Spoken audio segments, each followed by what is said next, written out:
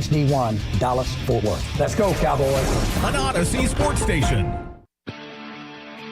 From our Highly Mazda of Arlington and Hearst studios, this is Sean and RJ on 105.3 The Fan. Shotgun is empty. Back to throw. They blitz him from the safety spot, and Prescott escapes that. Runs to his right. Throws on the run to the middle of the field. Lamb at the 50. No one will get anywhere near him. Lamb could crawl in if he wanted to. CeeDee Lamb, 92 yards from Dak Prescott for the Dallas touchdown. And that connection is officially back, and that is the way we start the Tolo Tuesday edition of Sean, RJ, and Bobby on your home of the Cowboys. It's DFW Sports Station 105.3 The Fan. Good morning, Metroplex. I'm Sean Treef alongside Ref, James, Choppy, Bobby, and Peyton in the back, live on the Fan Cam, Twitch, and YouTube. And the deal, as we guessed, is finally done. It's done. It's done. It was. We knew it was going to get done. There was no chance he was going to miss a game check. That was just the reality of it. There was no chance. I mean, you can miss preseason game checks or get the fine or whatever, but when it comes down to the leverage and the scare tactic, was it scarier for CeeDee to miss regular season game checks or the Cowboys not to have him? Cowboys. It's the bigger threat. I agree with RJ that they were never going to let him miss game. He was never going to miss game checks because the Cowboys were always going to say, well, a reality without CeeDee here is too terrifying. We're going to get it done. They would reach the same conclusion they did with Zeke that year. We're 3 days out from the game. They would just pay it. Whatever he said, just pay it because he's got to be here. And that's the same thing that I think they were going to come to with Lamb. It's just they weren't as far apart or as dug in as they seemed to be on Zeke. And so this one took less. This just felt a little trivial for most of the time, the way the Cowboys approached it. Well, let's get into the numbers and the terms and figure out why it took so long and whether Jerry and Steven actually won anything with this delay. It's 4 for $136. That is $34 a year. Makes him the second highest paid non-quarterback in NFL history. It's a $38 million signing bonus, the largest ever given to a wide receiver, and $100 million guaranteed, according to Todd Archer, who will join us at 8. So, Bobby, when this news came out and the terms were announced, which part of this made you go, okay, now I get it? You pointed to that number and said, that's the reason why this took so long. None of it. Every single last bit of this. David Hellman had a tweet that went viral yesterday, which is the day the Jefferson deal happened in June. David tweeted, he said, okay, so what are we looking at for CeeDee? 4 years, $136 million with $100 guaranteed, which is exactly what it ended up being. And it is exactly falls right down where you would expect CeeDee's money to fall given the rest of the market. Is it the signing bonus at 38? No, signing bonus is just the way the signing bonus works is you can spread the signing bonus out over 5 years over the contract. So the Cowboys, if maybe they were saying, okay, we want to take his money and maybe they convert. We haven't seen the exact specifics yet. Maybe they take some of his $17 million and they turn that into a signing bonus. And they also take new money and they turn that into a signing bonus. Then they can spread the cap hit out. They can lower his number for this year so he's not making $17 million on their cap if they're still trying to get something done with Dak. But the signing bonus is more just the biggest accounting trick you can use when signing a deal. And so I think that's one of the reasons why, depending on how they look at their financials, they might want to give him a really high one or a really low one or how they want to, value that. Any of this makes sense to you in terms of the delay? I still don't know what the delay. I still don't know why this team decides to operate under this. We'll pay. We're on no schedule. We operate on no schedule. The Cowboys. The only schedule the Cowboys have is spring break. That's the only schedule that they operate by. Now, look. I mean, you could say that CeeDee could have come down too, and that's totally fair. It's a negotiation, has two sides. I don't think it is. If he was asking for like 36, maybe they were waiting for that to drop. So as we don't know. Jane reported yesterday, CeeDee'd been asking for 34. That was the number. He had asked for 36 initially, I would guess, because they said he wanted to be the top of the market guy. So I'm guessing he probably started there. But apparently CeeDee for the last several weeks had been at 34, and they just were not wanting to move. To me, it's you've got to, if you're telling me like the way that contracts are supposed to step up and the way that you're supposed to, generally level up guys who are better than others, you can't pay him 32.5. Just on principle alone, the way the numbers are supposed to break down, you can't come down So there. you don't believe that info is just coming from Lamb's agents, trying to not make him look selfish, make the Cowboys look like that they should have just done this? You don't think he was asking for like 35, 36? He may have initially, like whenever anybody throws out an initial number, it's usually like when Nick tells us Dak's asking price right now, which you missed him say this last week, but he told us Dak's asking price is around the high temperature in Oxnard, which would sound like 70 something. So that's improvement. That's close to it. He was very vague about it, but that's what he said. You were supposed to ask him Saturday. I know at the game. I didn't see him at the stadium. I meant to, but way up there, and then you settle in the middle. Fine. This one sounds like they were never that far off, and it just Right. it feels like you lost a month. Well, let's ask the follow-up question. Besides missing training camp, what did they cost themselves financially by waiting? Did it really ding them that much?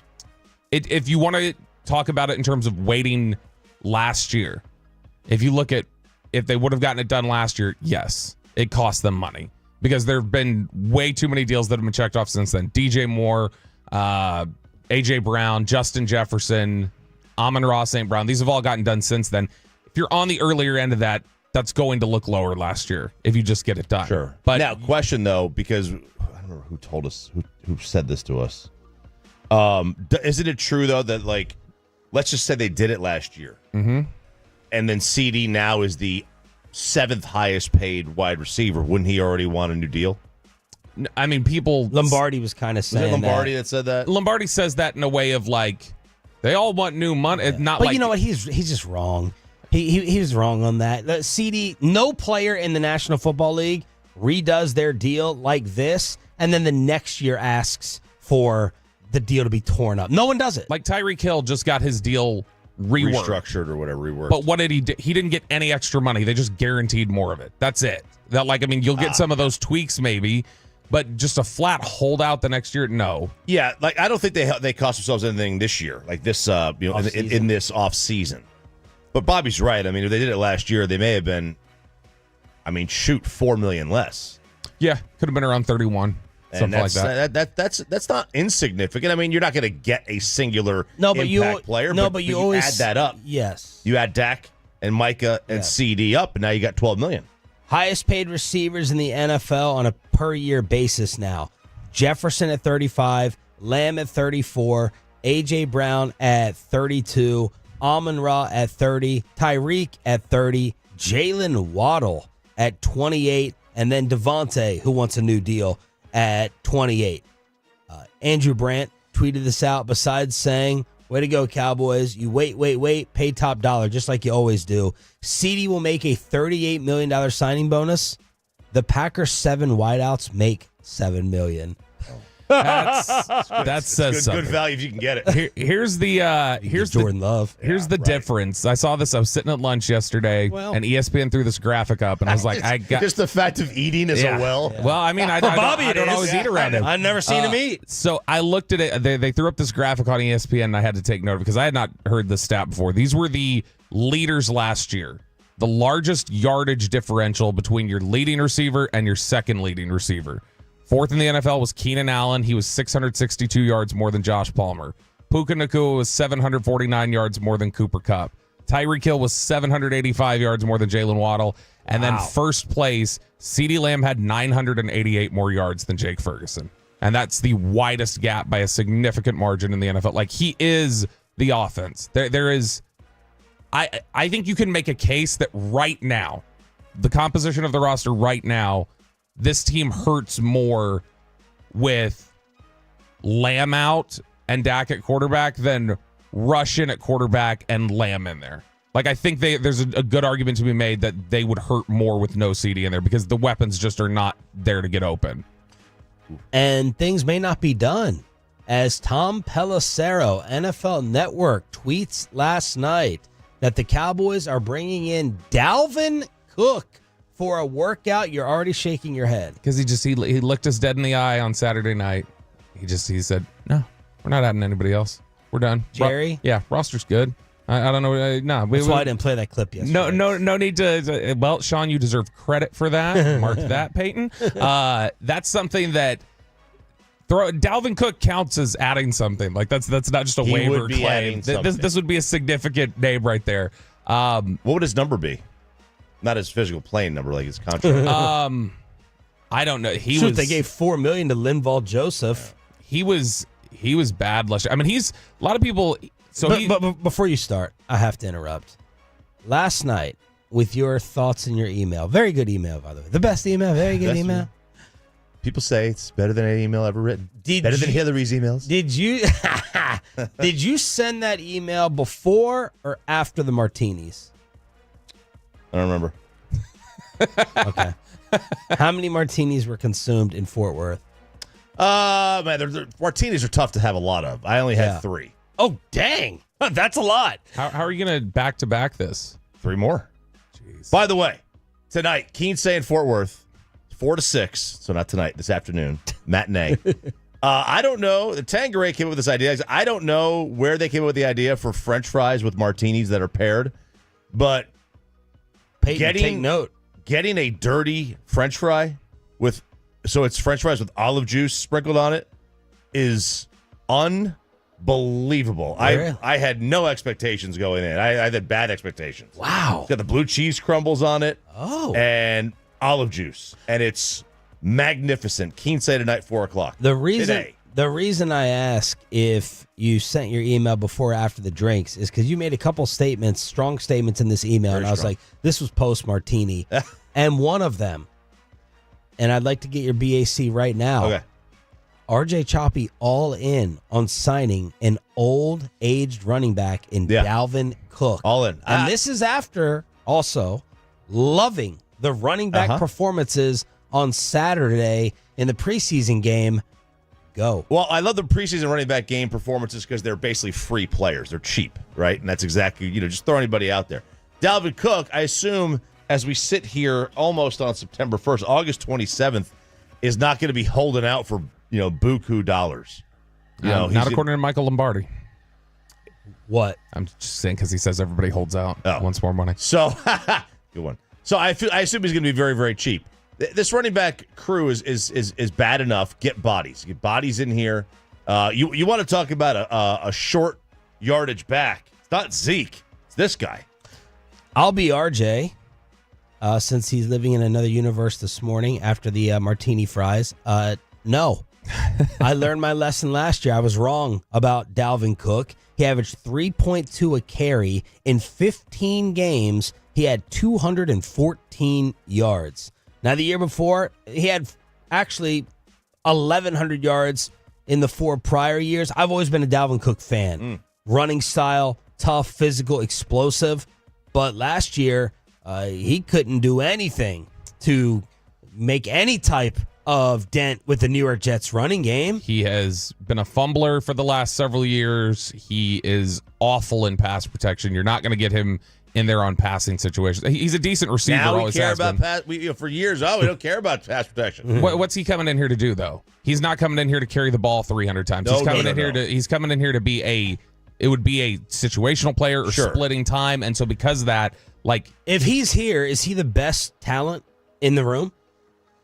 I don't know anymore. I don't know. Honestly, could no. be. Yeah, but that's the thing. I wouldn't even bring him in for work. I would just sign him to give him this pittance of a salary, and bring him in, and let's go. Let's just figure this thing out. Because, like Sean said, we don't know. He might be the best running back. As a pure runner, no. I don't think he is the best. I don't think he would be the best one here. Who would? Dowdle, probably. Dowdle as a pure runner right now is probably better. If that's the only part of the game we're talking about. Cook is a decent pass catcher. I mean, he's still got decent vision, but man, like I said, a lot of fumbling, doesn't pass protect. The speed is not there. He's had a heavy workload. He's the same age as Zeke, even though he's played one fewer years. He is, he's somebody the Cowboys liked for a long time. He was the last first round grade they had on the board the year they took Taco Charlton, but they had Ezekiel Elliott, and so they didn't need him. But if they had not taken Zeke the year before, and when the Taco pick came around, they would have picked Cook that year. Are we going green light with our phone call last night? No, but I would say that we'll do it next. Let's see what Bobby Belt has to say in terms of some other roster additions.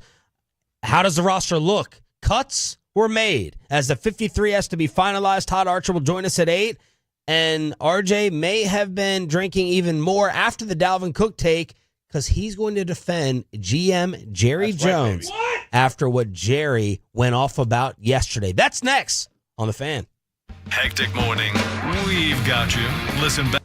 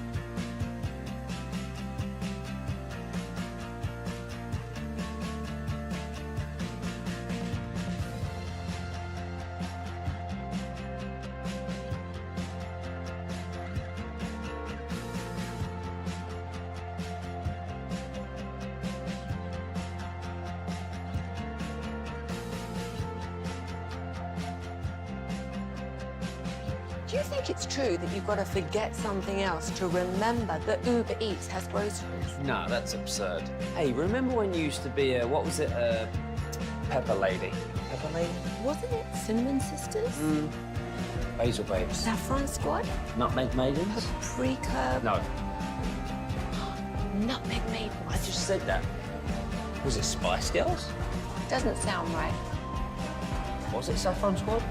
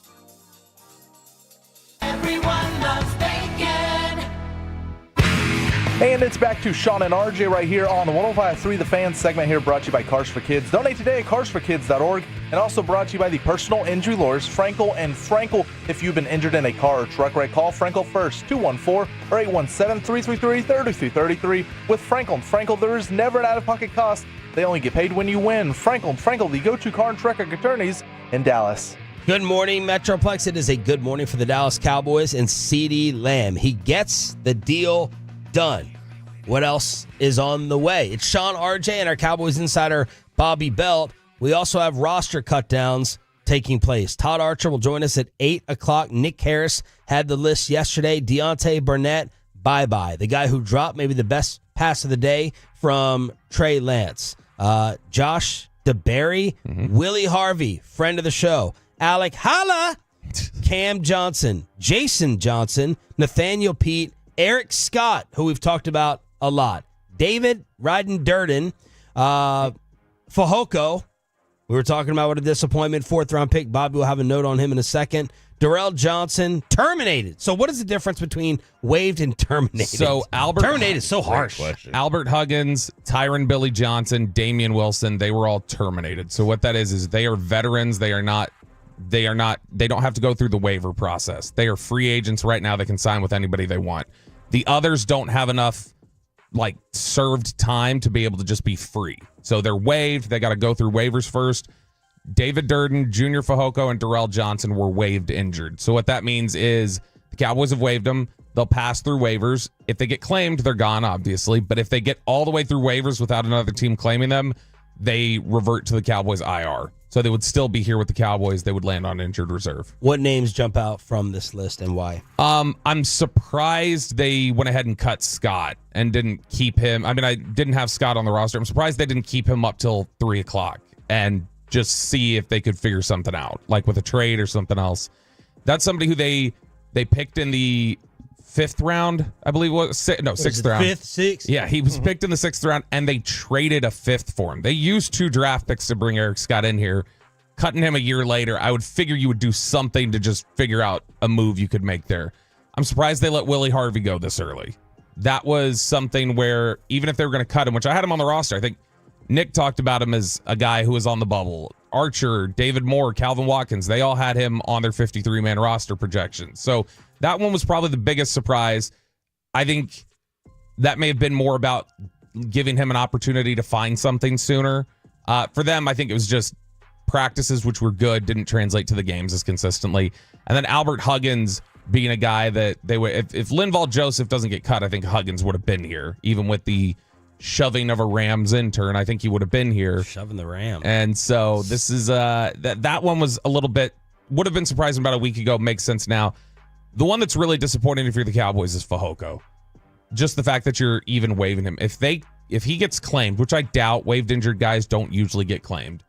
But if he gets claimed and is out of the organization, that is the first time a Will McClay draft pick taken in the 4th round or higher has failed to play even a game for the team in the regular season. It'll be the very first time that it ever happened. The last time that's happened for the Cowboys, period, was 2012. It's been 12 years. It was Matt Johnson, the safety. That was the last time that happened. God, I remember him.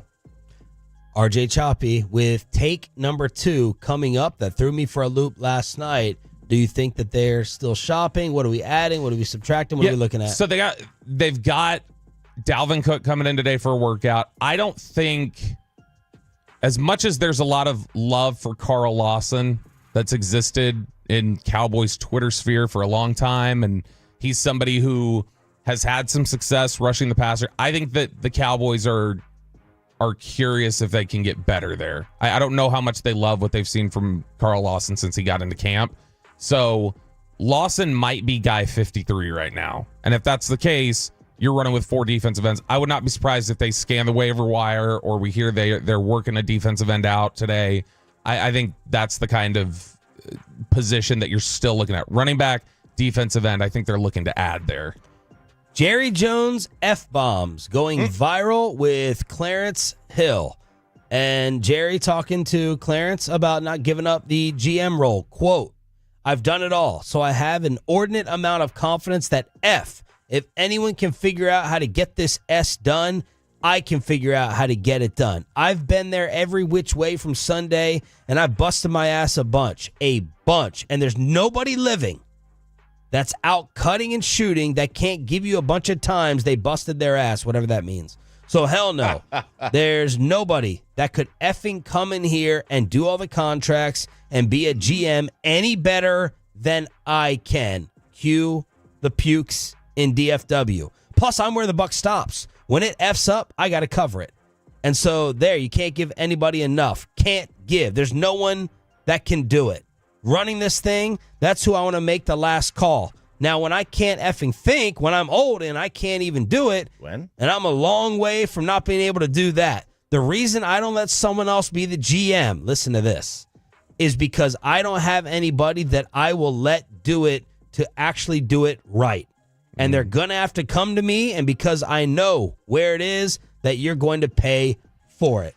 Yeah, this is a stance he has held for his entire tenure here, and he has always used this a very similar line in that they're going to have to come and ask me anyway as the owner if they can do this. So why don't I just do this? And I'm the decision maker, and I have the Will McClays of the world and the scouts bring me their opinion, and I just sign off on it. The other thing he always uses is other GM turnover throughout the league. He probably has someone in Frisco tracking what is the other organization that keeps turning over general managers, and he goes, we could be that. Is that the answer? Right. Look, I mean, let's be fair. Jerry does this so Jerry doesn't have to pay $5 million to a GM. Like, he's saving money. Yeah, that's part of it. And ego, and sure, part of it. But like, look, I mean, at the end of the day, the Cowboys, you can't. And we've all said this. We've said this for we've said this for the better part of 20 years. The Cowboys have a really good roster, and we have always said that. Sure. And in the Will McClay era, anyway. We've said that. Well, I mean, they had a good roster in post Parcells from like 06 to 2010. They had a really good roster. It got old in 2010. 06 to 09, 10 to 13 was a little rough. Yep, that was a transition. They were changing over the offensive line. Once they got the offensive line stabilized, 2014 on, the roster's been really, really good. Now, whether we want to give, we can decide where the credit goes. Does it go to Will McClay? Does it go to Jerry? Wherever. I mean, he's the GM, so if the blame is going to go to him, then the credit has to go to him too. If the blame goes to Mike McCarthy, then the credit has to go to him too. And if the roster's been good, which it has been, and they've got 8 double-digit wins since Tony Romo took over, 8 double-digit win seasons.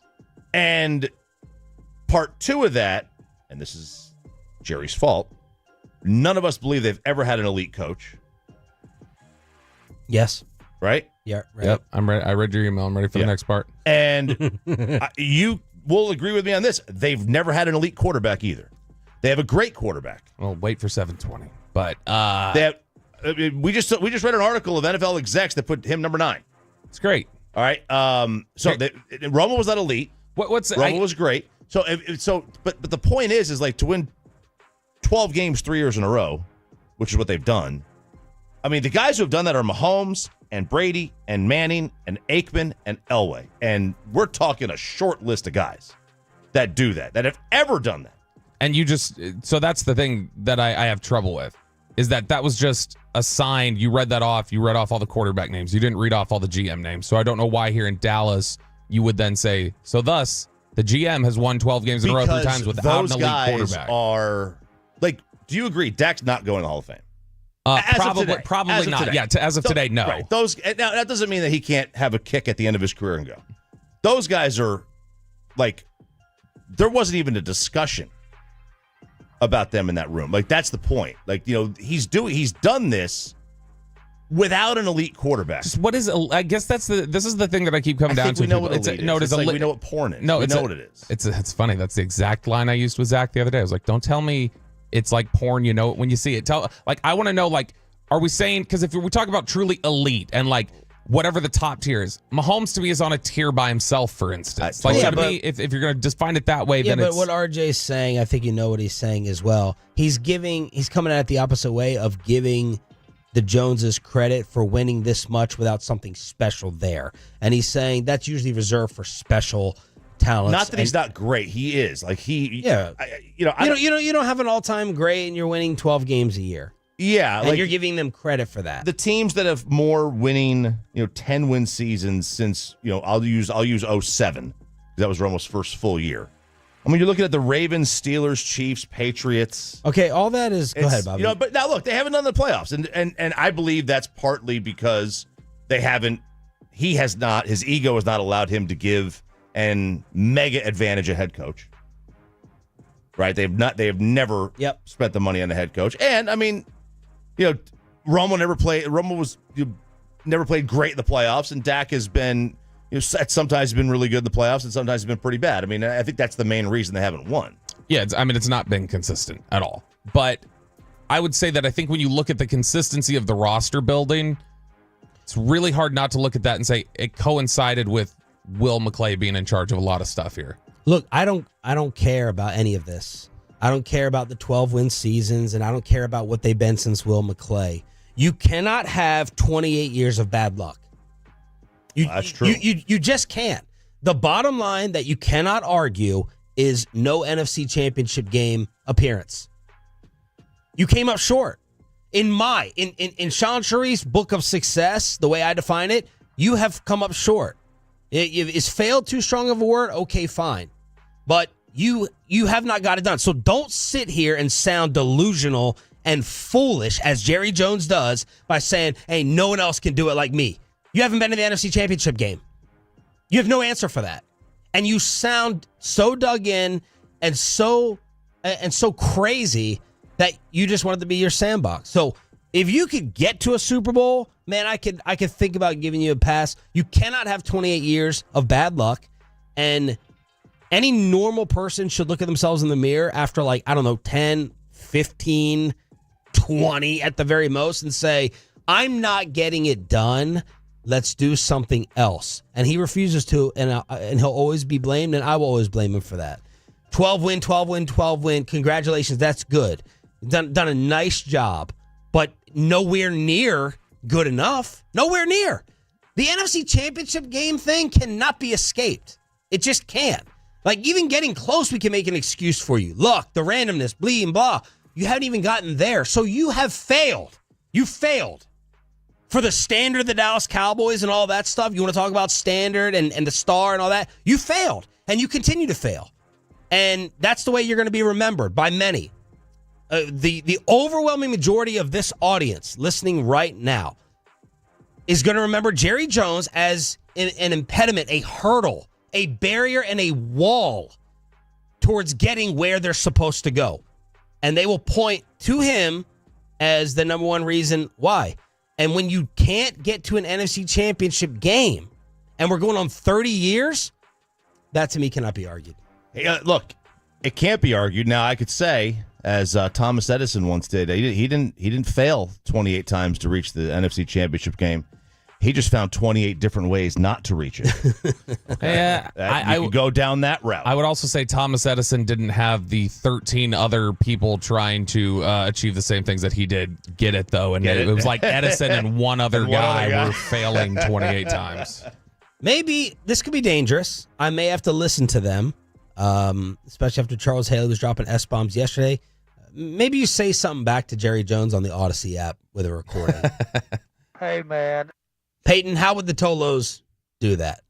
Yeah, so it's real simple. You just go to the Odyssey app, and then you click 105.3 The Fan, and then there will be a microphone icon that pops up right in the middle of your screen. You tap that, and you can record up to a minute-long message, leave your name and where you're from, and I'll review it in case there's any cussing going on, which, you can do that as well. Yeah. And we'll edit that, and then we'll get it played back on the show. Deion Sanders gets destroyed. No more phone calls, and why the all-time greatest coach in college football is an absolute psycho. A college football kegger is next. But let me go ahead. You're a psycho if you're sticking around at that job who's underpaying you and underappreciating you. Head on over, y'all.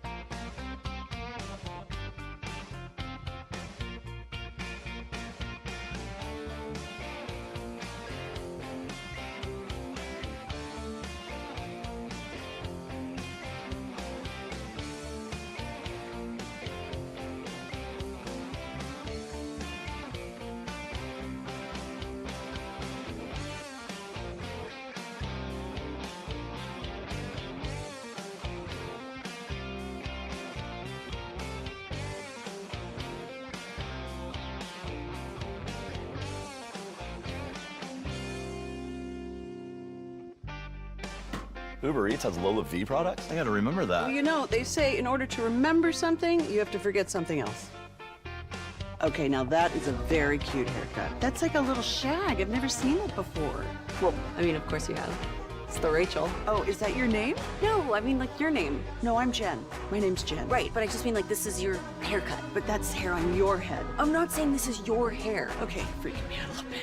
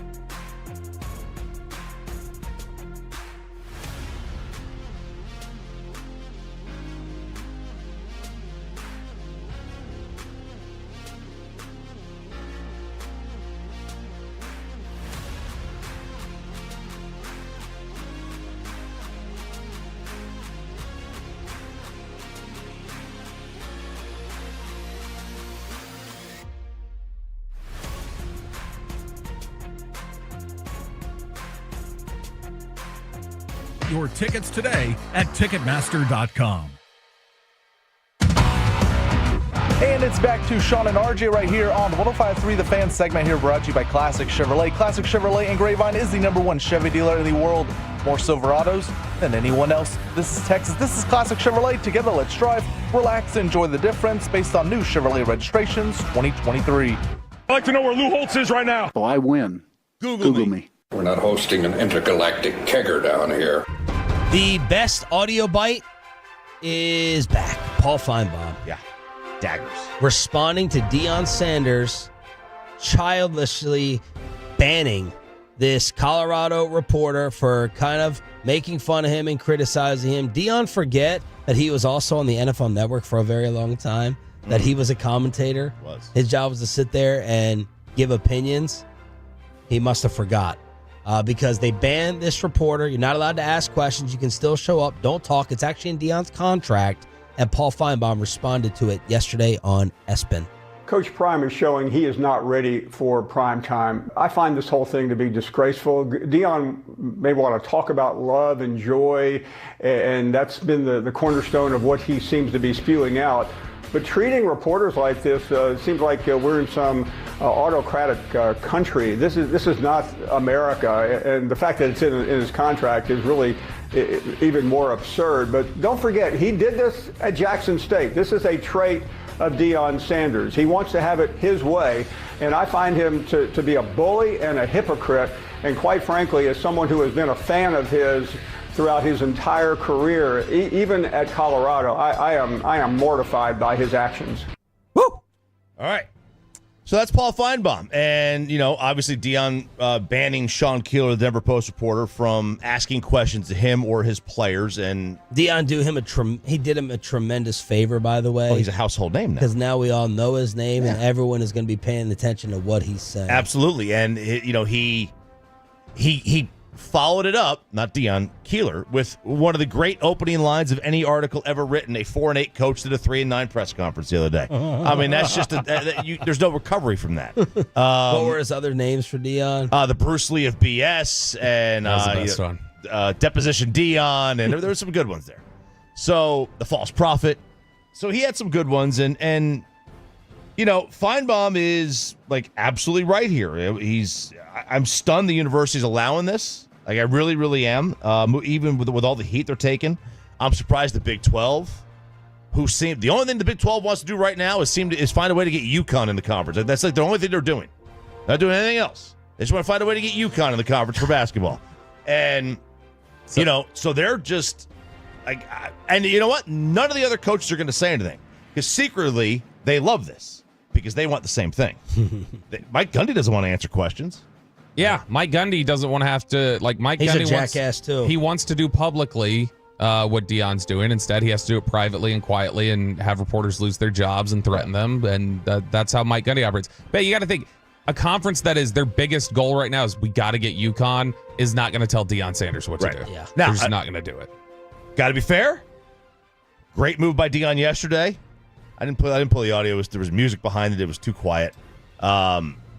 He got all the fathers, all the players on his team that have kids or are expecting. He got them an NIL deal where this bank that's in Colorado deposited $2,121, 2121. Oh. So, of course, Deion had to get some of his branding in the NIL deals. That's on brand. But he got all those kids, those players, bank accounts for their kids. So they all got set up with 2121 with an NIL deal. That's very cool. It's a great move by Deion and by the bank. Another unlikable move. Deion versus Dabo on the likability scale. Dabo Swinney has banned calls that he once took for his Clemson radio show, and it was all a result from this. We won 11 games last year, and you're part of the problem, to be honest with you, because that is part of the problem. It's people like you that all you do is the appreciation, the expectation is greater than the appreciation. And that's the problem. And so, we've won 12 10-plus win seasons in a row. That's happened 3 times in 150 years. So if you want to know why, Clemson ain't sniffed a national championship for 35 years. We've won 2 in 7 years. And there's only 2 other teams that can say that, Georgia and Alabama. Okay? Is this a bad year? Yeah. And it's my responsibility. Take 100% responsibility for it. But all this bull crap you're thinking, all these narratives you read, listen, man, you can have your opinion all you want, and you can apply for the job. And good luck to you. That was October 2023. Yeah, so that was Dabo's response. This was Tyler in Spartanburg, and it's still living rent-free in his head. And Dabo is no longer going to be doing phone calls on his coach's show. This is big. This is peak Dabo. You were out in front on him for a while in terms of the unlikability. He's a charlatan. He is soft. He is a rabbit ear. And if Kalen DeBoer fails at Alabama, and I know Dabo is a Bama guy, he would not be able to handle Bama. Clemson's got nothing compared to what Alabama would be. He would not be able to handle Alabama at all. And I think Alabama knows that. I don't think Alabama would. Alabama knows better. I think they would look at Dabo and go, "Nope, not around here. This isn't going to fly." And we're finding that there are some coaches who are just great coaches and great recruiters and everything else, and that they are going to be able to survive in whatever era exists of college football. The NIL era killed Dabo. Dabo cannot operate in this era any longer, and Clemson's got to start looking to the future if they want to turn that program around or keep it relevant going into the future, because Dabo's not going to be it over the next decade. Longhorn fans, cover your ears. Nick Saban admitting that he started off as a broadcasting fraud as he was on Pat McAfee's show. Of course, he's on College Game Day now, and he was asked to explain his pick of Georgia and Texas in the SEC title game. It's kind of reverse rat poison. There you go. I always hated it, and I'm going to hate it on this show. I might as well say it right off the bat. This show or any show or game day, having to predict and make hypothetical decisions about who's going to win a game, who's going to win a championship, who's going to win what conference. So I've always hated that. So I picked Georgia and Texas because it's reverse rat poison for Alabama. It's a motivating factor for them not to get picked, because I hated to be picked first or second, because you don't know how that's going to impact your team psychologically. These kids are affected a lot by what they read, what they hear, what they see. So I didn't want to see anything too good. Okay. The legend grows. The in legend Tuscaloosa. grows. This is he did it for us, Coach. Yeah, Thank you. He did it for us. That's a great thing from Nick Saban. If he's just like a guest that was brought on a radio show or a TV show just to give his opinion. Yeah. But you're now you're on College Game Day. You're now like an actual analyst, a paid analyst. You're Peyton. Where did Kirk Herbstreit go to college and play? Ohio State. Dang it. Well done. He doesn't even know anything, and he knew that. Yeah. Chop. But you wouldn't know. Yes. I would. I was just. Yeah. But you wouldn't know by how he picks or what he says. Yes. Where he went to college. And that's, at least I don't think you would. I don't. Desmond maybe a little bit, but not much. I agree with you. Let me play devil's advocate though. Does it really matter? No. Everyone is just going to assume anyway that Nick Saban is going to favor Alabama. Are we not going to take him? To me, analysis nowadays, I don't care really what your prediction is. I want you to explain to me afterwards why it happened. I want to see the X's and the O's, why this took place. What do you draw up on the screen? I don't really care. No one knows what's going to happen except for Vegas. So Nick Saban's predictions, his broadcasting credibility to me isn't really that big of a thing because people were going to assume anyway that he was a Bama homer. It may just be, honestly, sort of the same way that Michael Irvin is viewed as an analyst. Michael Irvin's an analyst and will talk about the NFL and can give you straight, but he's also then going to say the Cowboys are going to win the Super Bowl, and he is a big-time Cowboys homer, and everybody knows that. Everybody knows that's his routine. Saban that looks like the lane that he's picking is I'll analyze all of it, I can talk about all of it, but I'm going to be a homer for Alabama. Well, speaking of Nick Saban, this is in a new book by Armin Katayan and John Talty, The Price, What It Takes to Win in College Football's Era of Chaos. That's a long book title.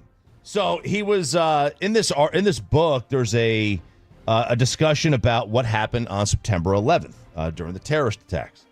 And they find out they're sitting there in their offices, and it was his first season coaching LSU. He's preparing for a game against Auburn. The secretary informs him and the coaching staff that the first plane hit the World Trade Center and was reportedly some confusion, but they continued their preparation. When the second plane hit and made it clear there was an ongoing attack, Saban says, boys, there's some screwed up people in the world. Now, what are we going to do when we're in cover 2 against these routes? LSU practices scheduled. Saban never addressed the attack with his team. Some of the Tiger players reportedly had no idea what was happening across the country. He later apologized for having his head in the sand to a newspaper as the attacks were unfolding. Dead inside. A dead human being. Alive. A dead human walking. That is football guy. But that is why also there was chatter last year where people were like, is Saban does he not have it anymore? Because in terms of it, does he not have the right persona to do what he's always done? Because remember they talked about the smile count. He smiled more during his press conferences. We counted it up more in this press conference before the season than any other year. After Alabama lost to Texas, he was like, man, we fought hard. I don't know what you want us to do. Whereas that guy of just, yeah, I mean, to hell with the Twin Towers. This right here. What are we doing? We got to figure things out. Cover 2. How are we going to be covered? He's not that guy anymore. It doesn't seem like. How are we going to stop this Monty Kiffin defense? What are we going to do about that? RIP. College football kegger right here on Sean, RJ, and Roberto. Thanks for being a Tolo and part of the 6 a.m. club, our best audience of the entire show, as we are up over 600 right now on YouTube, Twitch representing as well. And thank you for listening if you are on the Odyssey app outside of DFW. What does the CeeDee Lamb contract, that's right, it got done, what does it mean for Dak Prescott? Choppy is going to tell you next around the rest of the NFL and a Texas Rangers ticket giveaway after this. And this is Hurtado. Hurtado BB.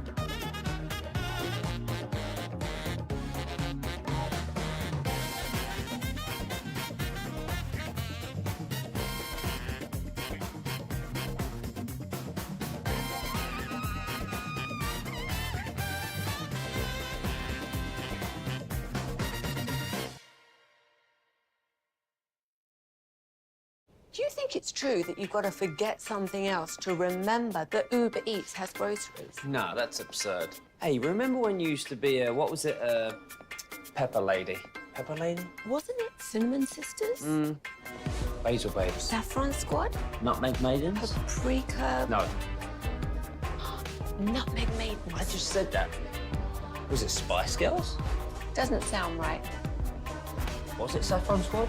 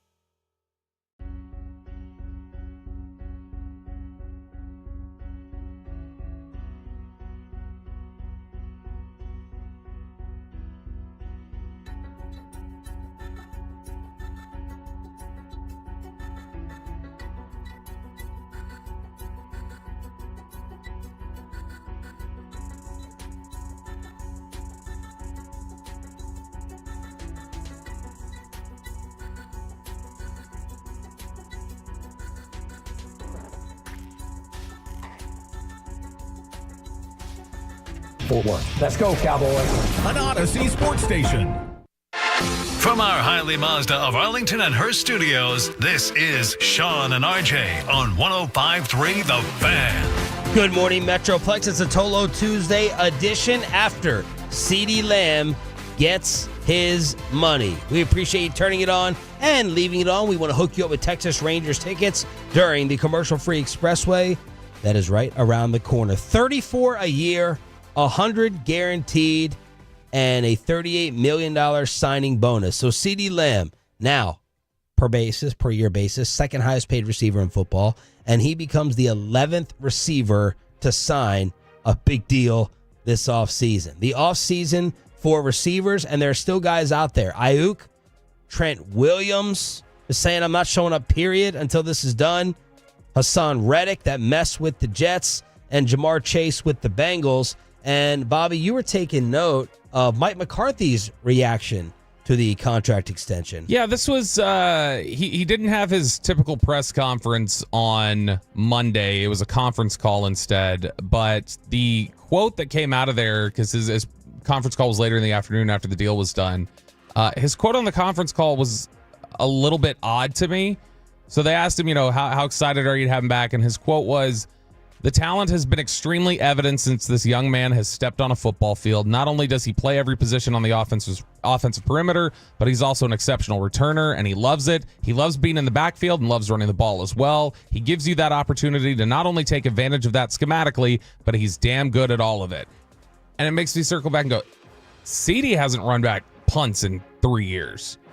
And I don't think they're giving him $34 million to then run back punts. And well, you must have missed Stephen Jones' quote where you could read it and make it sound like they're going to run him into the ground. There is he did say he was going to get as much usage as possible. So that makes me wonder. I don't know, just by reading that, is he... You just didn't understand why I brought up the special teams. Because is he just trying to illustrate, man, this is how much he loves all-around football player. He does everything like that. Yeah. We're years removed from that. Like, I had forgotten CeeDee ran back punts, to be honest. And then it was he did do that early on. Well, it makes me wonder, do they have plans to use him at all with this new kickoff stuff? Are there little packages where it's like, okay, hey, we're going to put him back there for punts when we're backed up against an end zone. We trust CeeDee to catch the ball, maybe not at some of the other guys right now. I thought it was odd that he would use the returner as the very next thing that he talked about when listing his abilities. I just think it's an overall compliment to him as a football player. Could be. I think. Now, Choppy, what will this mean for Dak Prescott's deal? Well, this team operates without a schedule. I don't know why. I don't know why, but the Joneses operate like they don't have a schedule. That their schedule. You're not going to tell me, right? You're not going to, and I don't know if they're doing that to, like, kind of keep the player down and make sure that everybody knows, hey, we're in charge here, or to stay in the news. I don't know, but 2 months ago I was like, yeah, Dak, they'll get Dak done before the start of the year. I don't know that's. I don't. First of all, I don't think that there's a chance they get him done before the start of the year now. I would be. I don't think they get Dak done until they view it as the point of no return, which will probably be 3 days before free agency. They just operate in such a not delusional. It's world. arrogant. It's arrogant, but it may be accurate because I think in the back of their minds, I dare you to request a trade out of here. You won't. You won't give up this brand. I built a brand. You can't leave. And you won't want to leave. Yeah. They only cave when they have no other option. When they know they've lost the negotiation. Like, that's it. They only caved with Zeke because they wanted to make sure that their guy, Jason, I believe, had a full complement of players in order to be able to fully give him you didn't want to give Jason his final year without his best player, which was still pretty much a run first team for the most, or at least 50-50. And then they didn't want to give Mike that, I don't think here. But like with Dak, they'll cave on Dak when it's evident that he's going to go to free agency and leave. But who is going? Yeah, or they win the negotiation, either one, or they lose it and he leaves. Who is going to be the person to say, "Get me out of here," and I'm leaving? Like they did this with Amari. They tempted free agency, and as a fan, I'm terrified of that. Like, don't even let them look at free agency. But they operate, and they have not been proven wrong yet. Yeah, they don't believe it hurts them. They don't believe it hurts them to operate the way they do. Otherwise, I don't think they would actually still do it. They just don't think that they don't think you'll leave. Right. They don't think you'll give up the brand. Why would you ever leave? Did they win, lose, or draw the negotiation with CeeDee Lamb, Bobby? I mean, it came down where I think the market thought it should. Ultimately, when they got down to the standoff and they're facing each other and one side saying one number and the other side saying the other, they came to CeeDee's number. And so in that sense, they lost. I think where they lost was just time. Mm-hmm. Like the digging in on something that seemed so time just with missed training camp. Yeah, that's the real loss. I mean, honestly, like the ability to like make sure that he was here. Now, look, I think at receiver and specifically with CeeDee and the work he gets in with Dak during the offseason matters less because of and the McCarthy precision. did say yesterday, now we have to be very cognizant of how to use them and how much to just throw them back out there 100 miles an hour. Which they will practice at the Star later this afternoon. Maybe he's out there. Like there's a thought that he could be out there practicing today. But I think what they lose ultimately is just there seems to be so much of an obsession at times with the way the Cowboys negotiate on they want to win the negotiation more than they want to get it done in a timely manner. Like it seems like something where the bigger priority is, well, we got to win. They can't think that they are going to come in here and dictate anything to us. We're not going to set a standard of you dictate anything to us. Yeah, they don't believe in this is the market. They don't believe in that. They don't believe like the percentage of the cap until the payday comes. And then they do. Yeah. But they they're like, look, we're the Cowboys. We kind of we have our own market, and when we have to, we'll come to that market. Like if you guys were to guess, what month does Dak sign? You will give us your prediction on it. February? March? Like first week of March? I don't know. The week before free agency starts? Yeah. I mean, that's the talk has been. I know Archer said this, and I mean, we could ask him about it at 8. That or not if they have Green Bay 2.0 again. Yeah, they missed the playoffs or whatever. Yeah, right. Well, and true. I mean, Archer's talked about the idea of like this could go up to a couple days before the season. Like in this or before the new league year. Like you could go a couple days before potentially and push it that far. And it's if you're Dak, is there really? Do you have anything right now that says you need to give in on your number? Is there anything that the Cowboys have that says you need to get? So no. If you're 2-4 at the bye week, I don't think it does. But like, because if they're 6-0 at the bye week and they beat Baltimore and Detroit, like if I'm Dak, there's no chance I'm signing. Like you'd have to come to $70 million now. I think there's a much greater chance that Dak, by waiting, and I'm not saying he's doing this, but Dak by waiting can up his number than see it go down any. And so Dak, if you're looking at it from just a business standpoint, waiting should be the play if you're Dak, if you're wanting to get every last bit of money out of this that you can. Absolutely. But I think honestly, it's just they're not close right now on the number. He already has enough money to last him and for 6 generations. So he's already playing with house money. The only thing that would keep Dak from he's going to get signed to $60 million regardless of what happens. Kirk Cousins showed that last year. He could have an Achilles rupture and still get signed to a ton of money. NFL Network reports the Cowboys are meeting with 4-time Pro Bowler Dalvin Cook. Tom Pelissero says, unlike a year ago when he was rehabbing from shoulder surgery, Cook has hit the weights all off season and says he feels the best he has in years. The old standard line. What has been the fans' sentiment to Dalvin Cook as I am out? RJ's in. I think most of what I've seen is people saying, sure, why the hell not?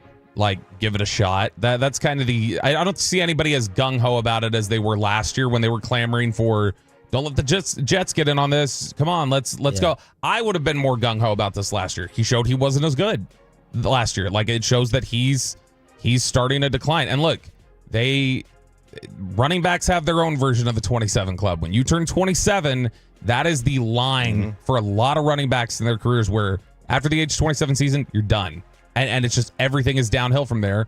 Last year was the age 28 season for Cook. It was a significant drop. And I don't know that there's any reasonable way to think that he's going to be a primary ball carrier again. I was all out last year, but now the money is probably so cheap. It's gone the other way, and it's like, fine. You know what? It's not going to hurt to bring him in. If he's got nothing, then you lose them for basically nothing. What is Gerard Mayo doing in New England? Here he is, asked about, right? They got to pick a quarterback in Pittsburgh. We're not waiting, I don't care. But they're waiting for a quarterback in New England. This is new head coach Gerard Mayo on Drake May versus Jacoby Brissett. I would say, it starts in practice and also in the game where, Drake has played better. Now, in saying that, everyone wants to know who the starter is going to be. I think there are multiple factors that kind of have to go into this decision.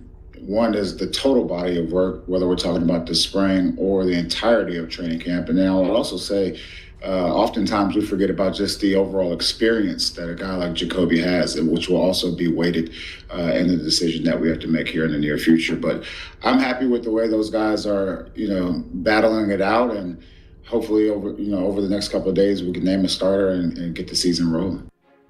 Okay, a few hours before though, Gerard Mayo said Drake May is the second best quarterback on our roster right now. So in the radio interview, he's saying Drake May is the best. And then before that, he said Drake May is second best. Yeah, they're going to butcher this decision. They are. If Drake May and Jacoby Brissett are even close to even, just start the kid, man. That position is all about upside. You know how Jacoby Brissett doesn't win you football games. Now, he might win a couple, but he doesn't win you championships. He doesn't give you hope. The kid gives you hope. And Sean Payton's doing the right thing with Bo Nix. He's going to play Bo Nix. They're going to play Stidham. You know how Zach Wilson's story ends. Play the kid. Throw Drake May out there and see what he has. And if he fails, pull a Arizona Cardinals and draft his replacement next year or the year after. And Drake May threw a touchdown in the Patriots last preseason game, except it was called back. And friend of the show, the all-time meatball, Scott Zolak on Patriots Radio, did something you don't hear very often on a local broadcast, Bally. Baker split right, Polk to the near side, Mays back to pass, flush to his left, he's going to run to the near side, then he's going to toss the ball off balance to Osborne, makes the catch at the 11, curls to the inside 5, runs to the end zone! Illegal formation, once again, left tackle number 77 is lined up in the backfield. Wow. It's a Where's the five-yard O-line penalty, there coach? is no score, we'll replay second down. Peter should be having a conniption on the sideline. Gerard Mayo should be having a conniption on the sideline. This is inexcusable. You take a touchdown off the field for your fourth tackle in the backfield call. Inexcusable at the professional level. You know it, I know it. It's great. That's great. Preseason game. He doesn't matter. He has one speed. Go. That's it. One speed, man. That's the meatball right there. But he's right. I mean, it's you stink. I love it. You stink. Oh, you stink. And then because when the referee says once again number 77, you know it's bad. Gerard Mayo on the Drake May thing real quick. That's a good example of if you don't believe the Cowboys were considering Udoga over Guyton, listen to what Gerard Mayo's telling you. He's telling you Drake May's better and has been better, and he's still saying, yeah, but Jacoby, he's a veteran. And that's what matters to a lot of these coaches. All right, buckle up for the Expressway. We not only have a Texas Rangers ticket giveaway, we have your responses on the Odyssey app to Jerry Jones saying no one can effing get this S done better than me, and a drunk Cowboys fight with the audio recorded, commercial-free, Expressway, and a giveaway with Sean and RJ next. Let's get you over to Zero Res. Get that carpet clean, Cleanway, Greenway, Zero Res Way. Ben.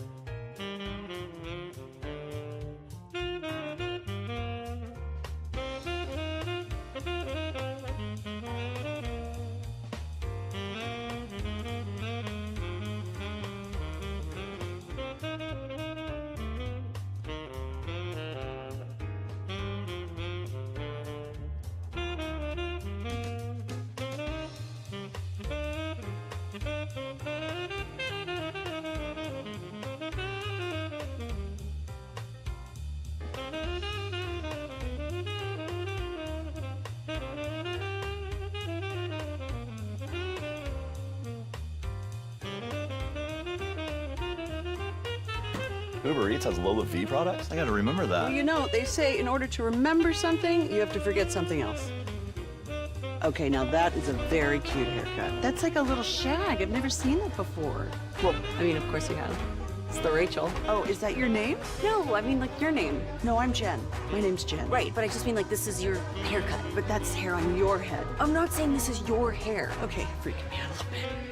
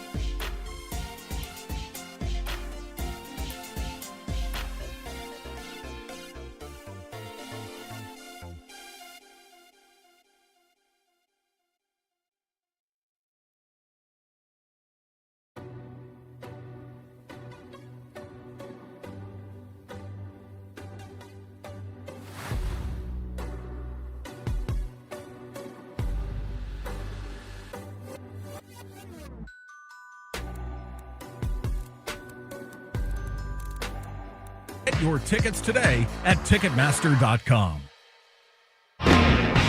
And it's back to Sean and RJ right here on 105.3 The Fan. It is the Expressway right now on The Fan, and it's brought to you by the On-Time Experts. Todd Archer at 8 o'clock on what got the CeeDee Lamb deal done. Is Dalvin Cook next? How's the 53 going to turn out? And his response to Jerry Jones' comments to Clarence Hill.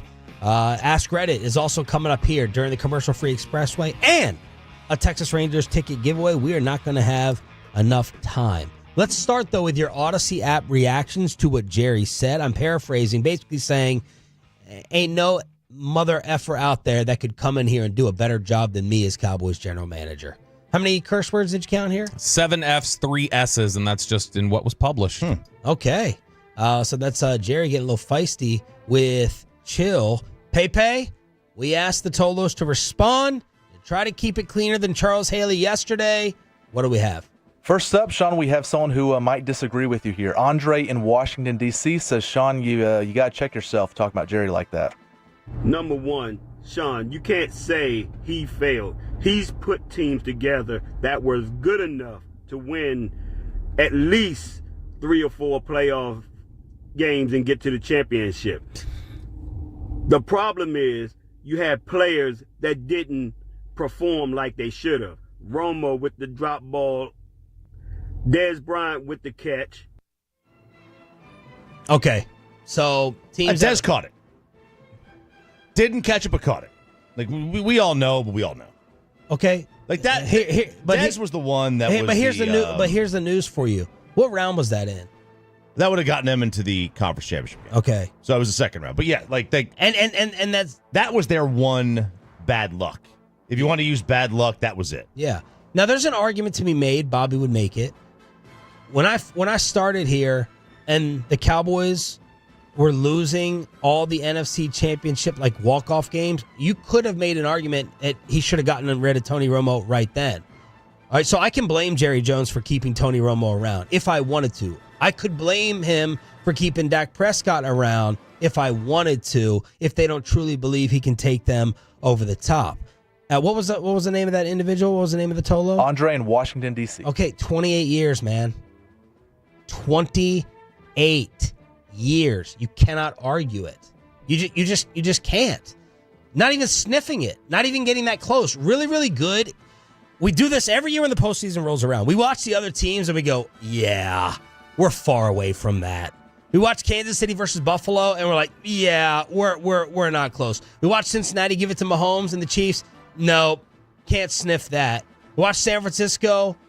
Yeah, there's clear separation. We do it every single year. Was there a year, was it 20, would 22 have been the year for you where you felt like that gap was closest? When they went to San Francisco and lost by that 7, where they couldn't generate offense, but they went into San Francisco and kept that a competitive game for a while. Would that be the closest? The playoff game? Yeah, would you say that's the closest they've been to having the gap closed between them and those teams? Well, first off, I didn't leave that game at all thinking that the Cowboys were even 7 points close to them. But after the game was over, I'm like, there's no question San Francisco should have won both games. I think sometimes we trick ourselves with a viral Cowboy embarrassment that happens at the end. We trick ourselves into thinking that they were actually closer in the game than they actually were. Like the Zeke fumble thing, San Francisco controlled that game. Like that wasn't, oh my God, if that didn't happen. Dak and the time and the snap, that was still a 2% chance. Yeah, it was going to be a 35-yard Hail Mary. Yes. So, like, they were outplayed and outclassed in those games.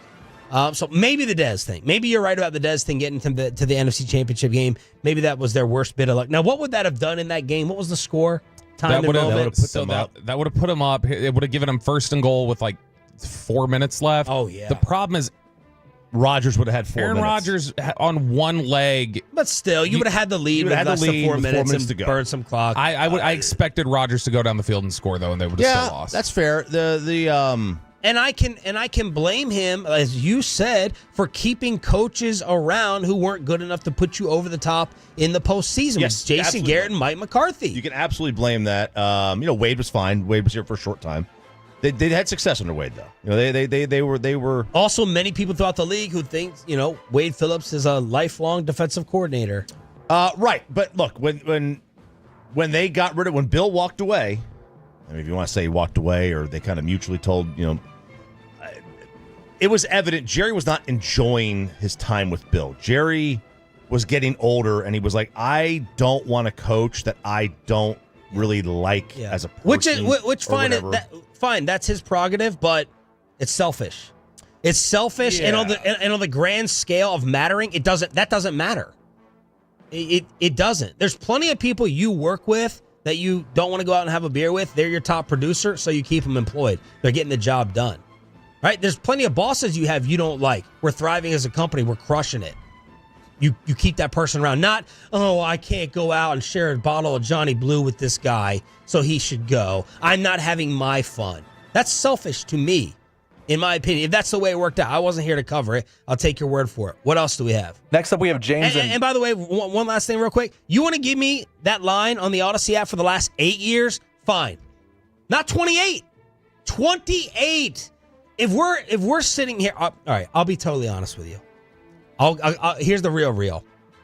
When someone asks me right now, like if this job ended here today for this radio station, I would say we had a really good show. We had a very nice run. It came up short of what my expectations were when I came here from Kansas City. Kansas City, 1 year, killing it, top of the ratings. I'm like, well, that's just going to easily happen in Dallas. I can come from D.C. and root for other teams, be from the East Coast. It won't matter because it didn't matter in Kansas City for 1 year. That did not happen. If I had to circle yes or no, did I accomplish what I wanted to do here at this radio station 15 years in? I would personally circle no. Because we just didn't come in and take over and be number one throughout the entire period in time. That's the way I judge my success. That's me. So I would say, I came up a little short. We had a nice run. We had good shows. We lasted. We probably overcame expectations. But at the end of the day, if I had to truth serum, I would circle no, came up short as a bit of a failure. That's the way I view the Dallas Cowboys. Yeah, you have really nice regular seasons. You have really nice runs. You haven't come close to sniffing the ultimate. So you failed. And you're the guy in charge of it. And you keep telling us after 30 years. I watched this political documentary the other day. I'm sorry, I'm politics. You did. And the trick was, you say anything 3 times and you can make people believe it. And Jerry Jones has said this, for 28 years. Like, look at the other formulas around the league. Well, unfortunately, for Jerry, we have the internet. And we can see all the other organizations who have rebuilt and gone back while we're sitting here treading water. It's not the deepest water. It's 12-win water. But what are you really all about? Are you about one, or are you about like having a really nice run? I'm about one. What else? Next up, we have James in Dallas. James, though, is not blaming Jerry for the failure. He's blaming someone else in the organization. I feel like the last couple of years, Steven's taken the reins and he's making the calls. Mm-hmm. Jerry may be more of a figurehead at this point. I'm not sure, but personally, I'm putting all this on Steven at this point. Fair. That Steven Jones, perception-wise, is the frugal one who won't allow them to make an over-the-top move. That right now is the perception of Steven. Perception-wise, he may be the frugal one. Look, if you're going to talk about credit and blame, it's really hard to put blame on somebody who isn't even the one in charge of everything. He doesn't even have the title. Now we're talking about blaming guys without even having the title. Like, this is now speculation. We don't know. Well, that's why we have insiders. That's why we're supposed to be able to go to Bobby Bell and say, what's the reality? We know what they have a 3-headed monster, right? They've got a 3-headed monster. Yeah, it's which input wise, yet Jerry loves to brag about I have the heaviest hand, but I think Jerry has the least impact day to day. I think Jerry's whole organizational approach over the last decade has been, I've got these people who I think know their role, know their job. I'm going to have this round table of 6 or 7 people to give me feedback on various topics whenever they come up. And then my job is, I'm the executive. I'm the president with my veto pen, and I either reject it or I let it go through. Sometimes I may just say, I'm going above on this one, and I'm making the call. I think that's how Jerry has decided to kind of have that in place. And I think that structure is relatively new in terms of it's the last decade. So really, like, the way he's approached things in that respect, that's been about the last 10 years. This is Jerry Jones telling Clarence Hill there's no one that could effing come in here and do all the contracts and be a GM any better than I can. And then now he's bragging about the finances, like knowing the cap and everything, and everyone around the league and in this city laughs at them for the way they go about it. It's crazy. It's crazy. Last one here, guys. Michael in Rockwall. He has a little different angle on this one. He didn't want to talk about Jerry, but he wants to talk about the early contract situations with Dak and CeeDee, and he says he's tired of hearing about it. Just wanted to say, hey, you guys got to stop with this early contract stuff. Everyone knows that Dak was not going to get a contract done, the big contract, early because his agent was leaving to go to another agency, and then they wanted the second franchise tag so they could never use it again. And it helped set his floor.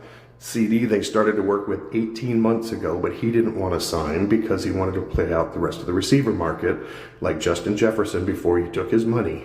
This was not in the team's control. It takes two to do a contract. They did Diggs early. They did Michael Gallup early. Look where that got them. They've done their early when they can, but the player has to want it as well. Oh. Yeah, was that before he wiped? The idea he was in the bathroom, right?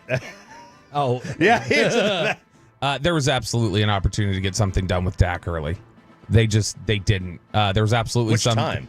After when he first became available. Like you're talking No, about. I mean like 2019. Yeah, leading into 19, you could have gotten something done. Because that's what he's referencing. Because he's referencing something that everybody knows apparently, which is that Todd France was leaving an agency. That is something. By the way, I'm going to pat myself on the back. Not really pat myself on the back. Just talk about it honestly. That's something that I've talked about. That's what I had heard in league circles. That's why Brian discusses it now. That's why you know that. So I'm telling you, if you're going to take that as something that I told you and now say everybody knows this, well, then listen to me when I tell you they could have gotten it done in 19 and they didn't. They didn't do it, and they could have gotten this done last year and they didn't.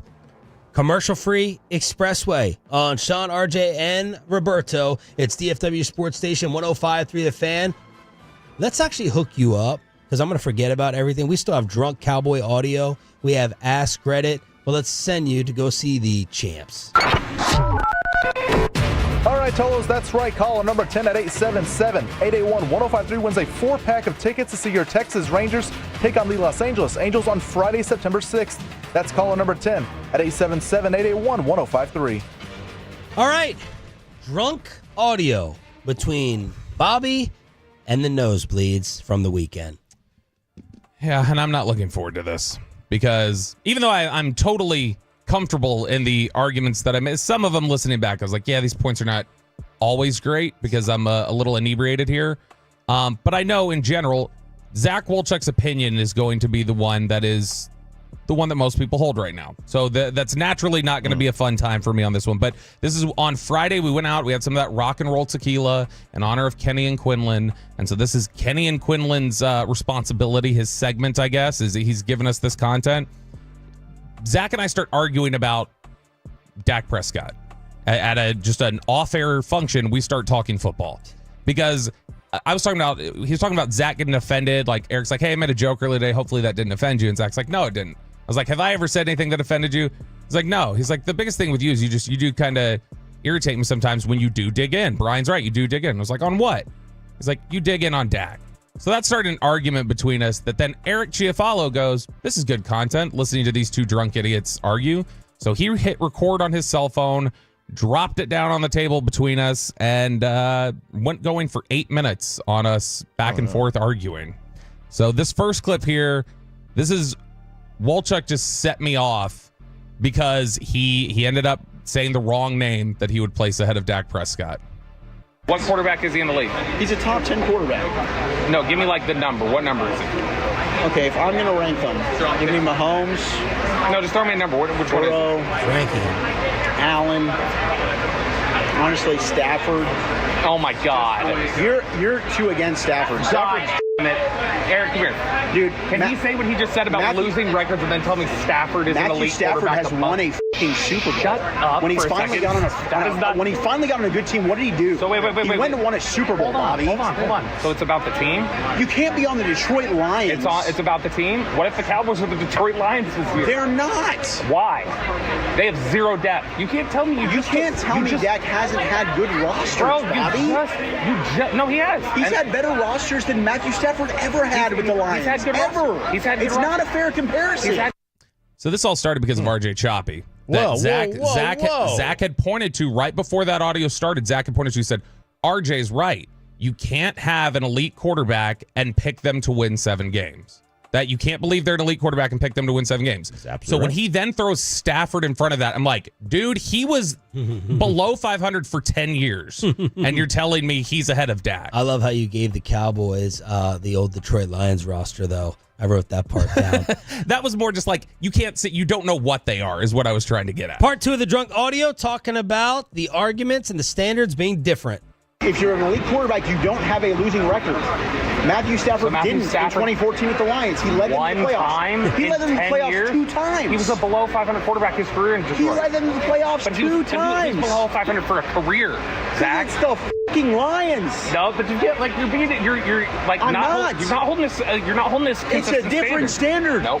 It is. No, it's not. And the teams the it's Cowboys a different standard because it doesn't fit. I get it. Tell me I'm wrong here. The teams Dak has had with the Cowboys have all been better than Matthew Stafford's teams with the fucking Lions.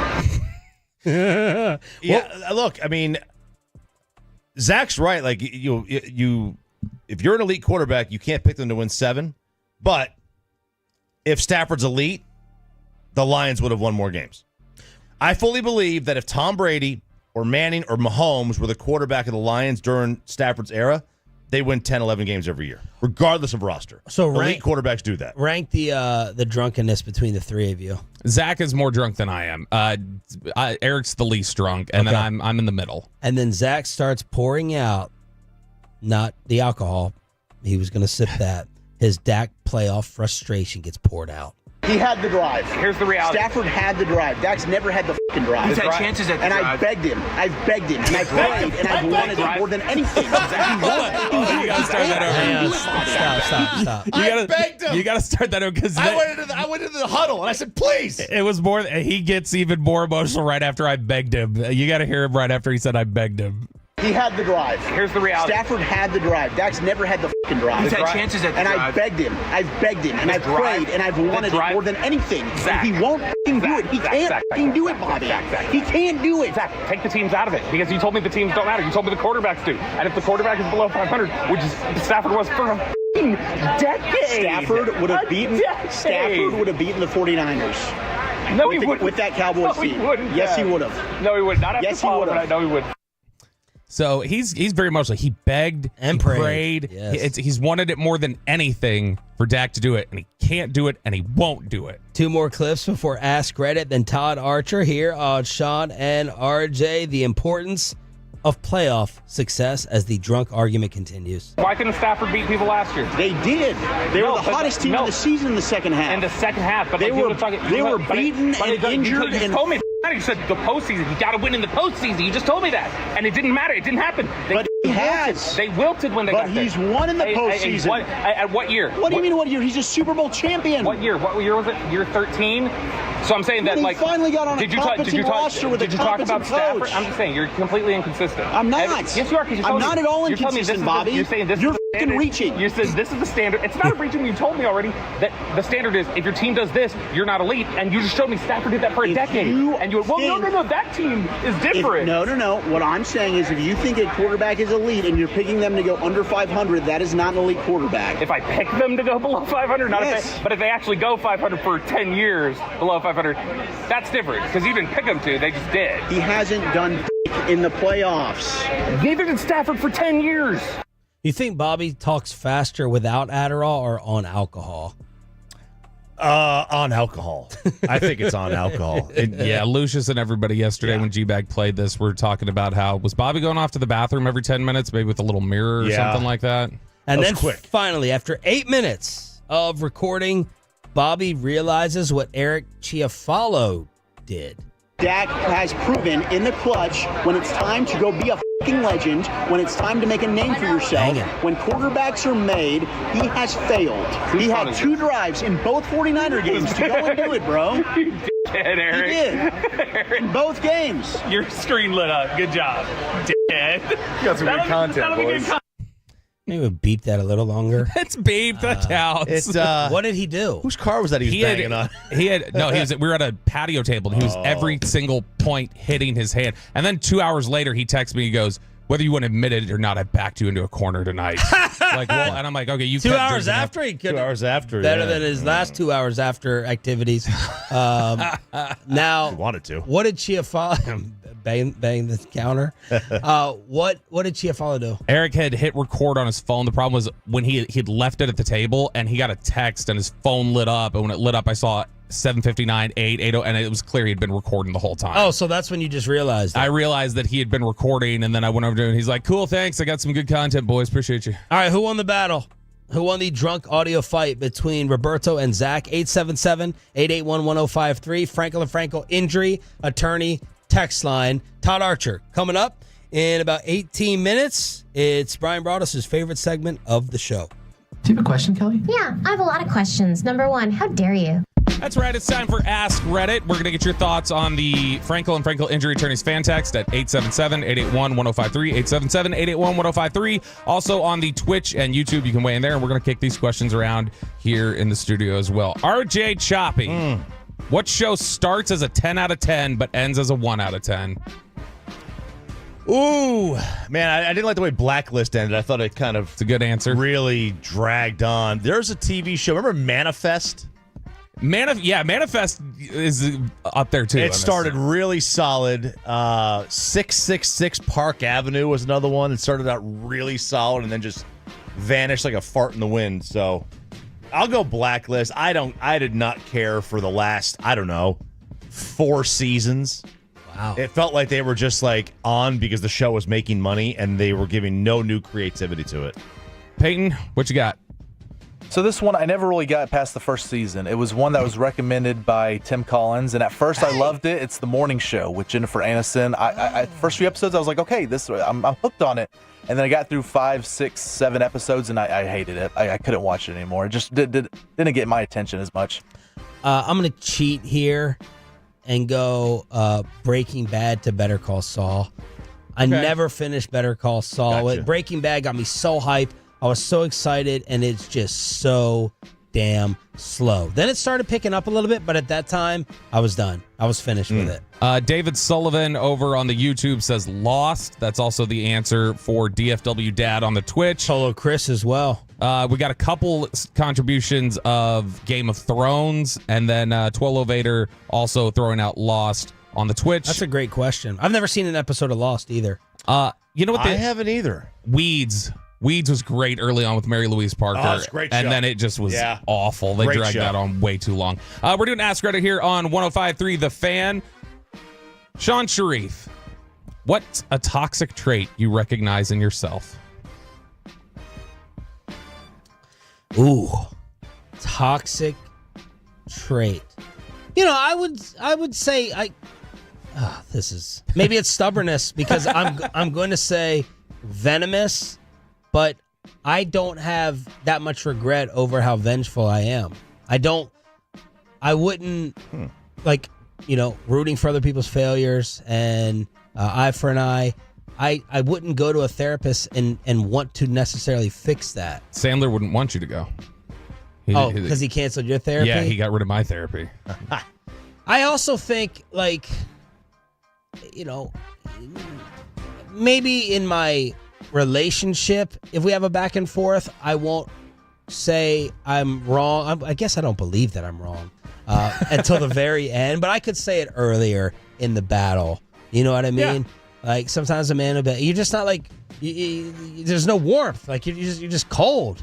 And I'm like, yeah, I feel like I need to be cold sometimes in those moments. My toxic trait is I have a really hard time undoing whatever my first impression is of you. Oh. If you give me a bad first impression, it's really easy for me to just go, nope, that's it. done, and it's really hard for me to reverse whatever I initially thought of. Wow. Okay, that's a very interesting one. Yeah. Choppy, your toxic trait. Well, I mean, your toxic masculinity. Some people would say my masculinity is toxic. I would tell those people that. Well, I won't say that. I think what it is I tell people what they want to hear. I don't tell people what they need to hear. It's not my place. I don't feel to tell them what they need to hear, so I just lie to people. So one toxic trait for another. Not bad. Right. It's just that's probably it. Now I don't do that to people that I really care about. But like just not don't care about, but like people super close to me. Jared said, I am pro therapy, but thought that segment sucked. Whoa. Wow, he's still feisty from the text you sent him during our show meeting yesterday. Yeah, I got a call about it, too. Peyton, I bet you did. Peyton, what's a toxic trait you recognize in yourself?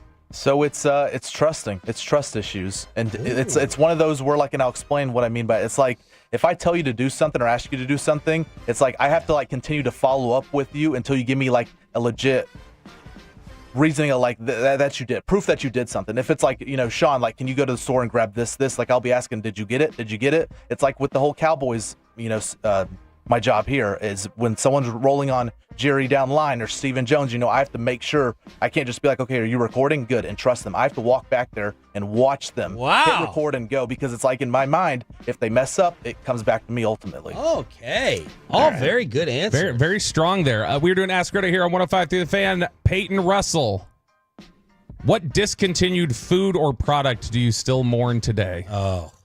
It's Yogos, man. The frozen yogurt and the little balls, Never heard of this. You've never heard of this? Oh, as a kid, I ate them up for lunches, for dessert, anything like snacks after school. Yogos. I mean, they did not last very long, but they were so easy. They tasted so good. You could freeze them too. Very, very delicious. Yeah, these look like little, like bigger Dippin' Dots is what they look like. The entire Taco Bell menu. The only thing I will eat at Taco Bell is a hard or soft shell taco supreme. Glad you finished that sentence. That's it. They took away the Mexi Melt. They took away the chili cheese burrito. They tricked it up with all these crunched up Cheetos and everything. And I don't want to eat nachos from Taco Bell. You took away all the best things. I think the Mexican pizza went away for a little bit. Then they brought it back. Thank goodness. The only thing I'll eat from Taco, and I love the sauces from Taco Bell. God, I loved Taco Bell, but they destroyed it. Yeah, I always loved when Taco Bell, I miss what they did to their pricing, where you could order, like, you'd be like, can I get 4 Mexican pizzas, 10 burritos, 4 drinks, and then it's like $6.37, pull around to the next window. Yeah. I was like, sweet, that was really cheap. My answer here, I'm going to be toxic again. It's the original Four Loko.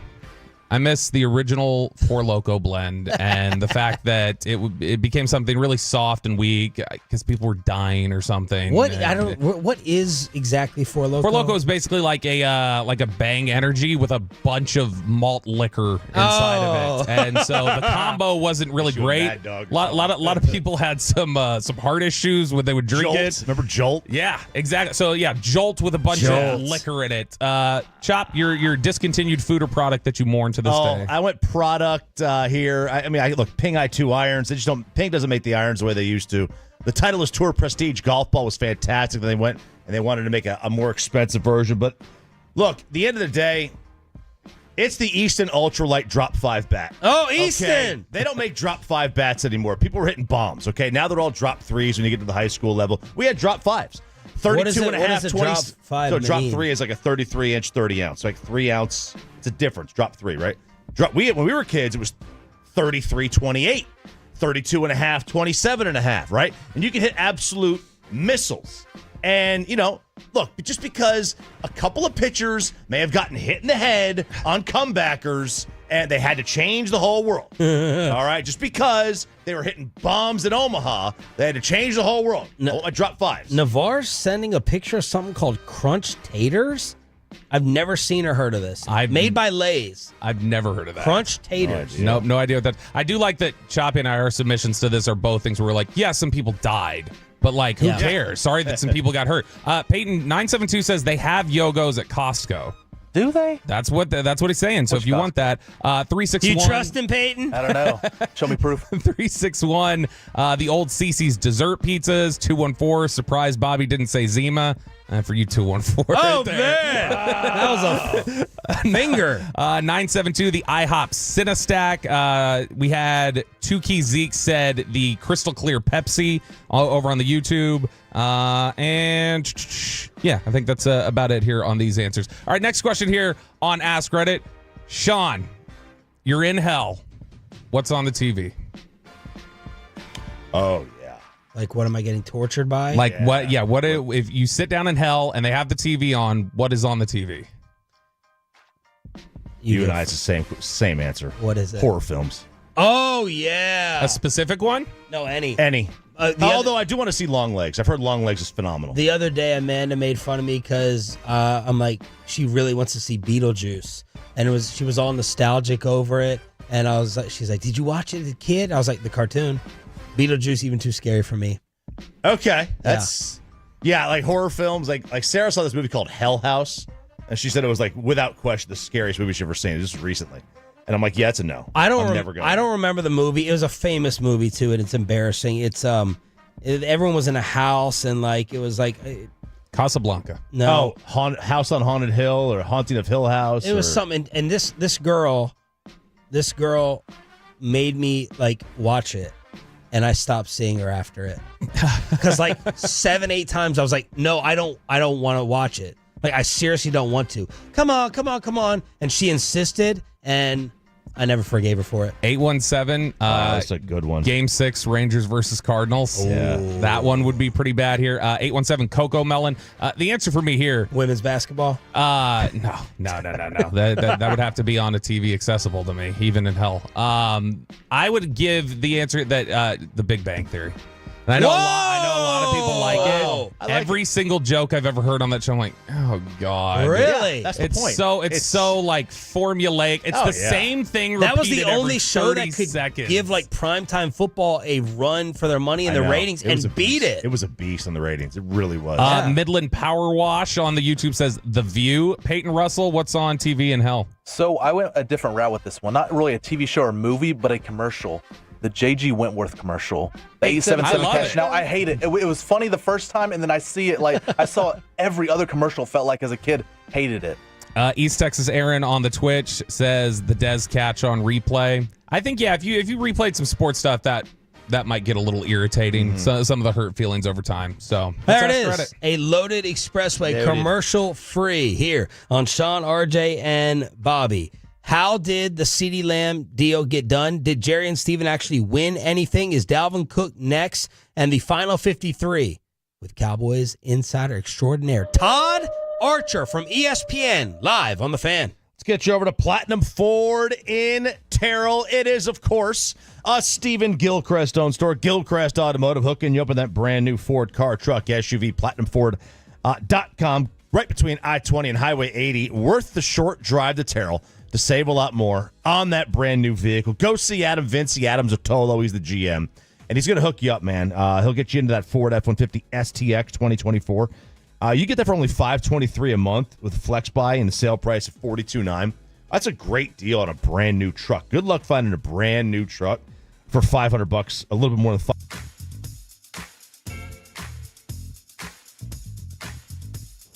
It's true that you've got to forget something else to remember that Uber Eats has groceries. No, that's absurd. Hey, remember when you used to be a, Pepper Lady? Pepper Lady? Wasn't it Cinnamon Sisters?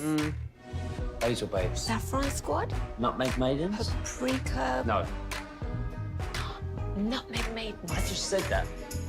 Was it Spice Girls? Doesn't sound right. Was it Saffron Squad?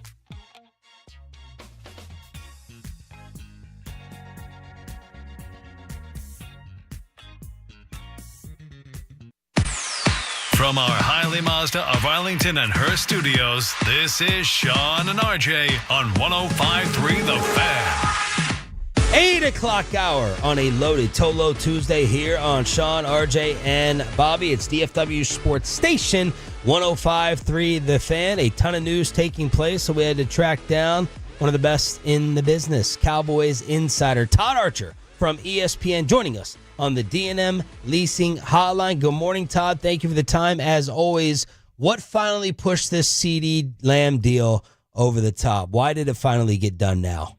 The calendar? I mean, isn't that as good as any reason, right? I don't know how much there was movement in the last couple of days, sure, that got it closer to what CeeDee wanted.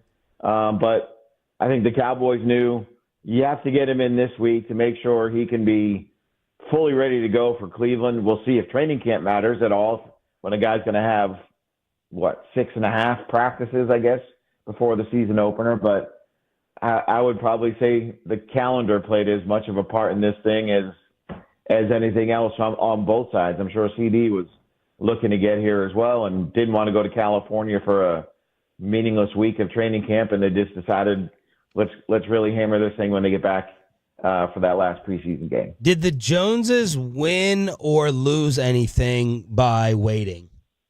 I don't think they lost anything because CeeDee was not going to do a deal before Justin Jefferson, right? So none of that mattered. Like I saw someone tweeted, the Cowboys could have got this done for $20 million last year. Well, they offered him $25 last year, and that didn't happen. So that's a false statement. So no, this and his agent Tory Dandy knows this market better than anybody because he's had guys like A.J. Brown, the guys that have helped form this market. So he knew where it was going. So they weren't in a rush to do it. I don't think the Cowboys lost anything by quote waiting, just because again I hate to parrot Jerry's line. It does take, and Steven's line. It takes two sides to get a deal done. And if they weren't going to do it until the Jefferson deal, that's what they needed to have happen. Now, when did Jefferson sign? May, June, whatever. Could it have done before August 26th? Yeah, it could have been from there to that time frame. But that didn't really cost the Cowboys any cap space or cash space, in my view. So this isn't a unique philosophy they have then to wait. It's on the player too, because they're doing the same thing with Dak, it would seem. Well, they signed Trayvon Diggs last year, right? I mean, it is, and they signed Terrence Steele last year. So and look, this is not a history the Cowboys have. Go back to Bobby's favorite time of the Romo era, where they signed all their guys early: Romo, Witten, Ware, Newman, Brady James, Colombo. You go through it, pretty much everybody. They signed all those guys early. They never got to this point. This changed, honestly, kind of when DeMarcus Lawrence said, "The cap's not my problem. That's your problem. Give me my deal." And I think everybody's kind of followed that, with Dak taking it to the most favorable negotiating period that he's done with his agent to make sure he got everything he wanted. So. This has not been their MO forever. It's been their MO really since when did Dak Lawrence get tagged the first time? 2018, 2019, something like that. So that's when this thing's kind of flipped. And I think it's incumbent on the Cowboys now to realize it's a cheap cost of living, no state taxes. That stuff doesn't really work anymore. You got to have to come up with, and players aren't doing 6, 7, 8 year deals like those guys did back in the day. So you have to come up with a different message to get these guys done on your time if they're willing to do a deal like Trayvon Diggs was, like Terrence Steele was, like Lyle Collins was, Jalen Smith, all those guys. Talking with Todd Archer from ESPN.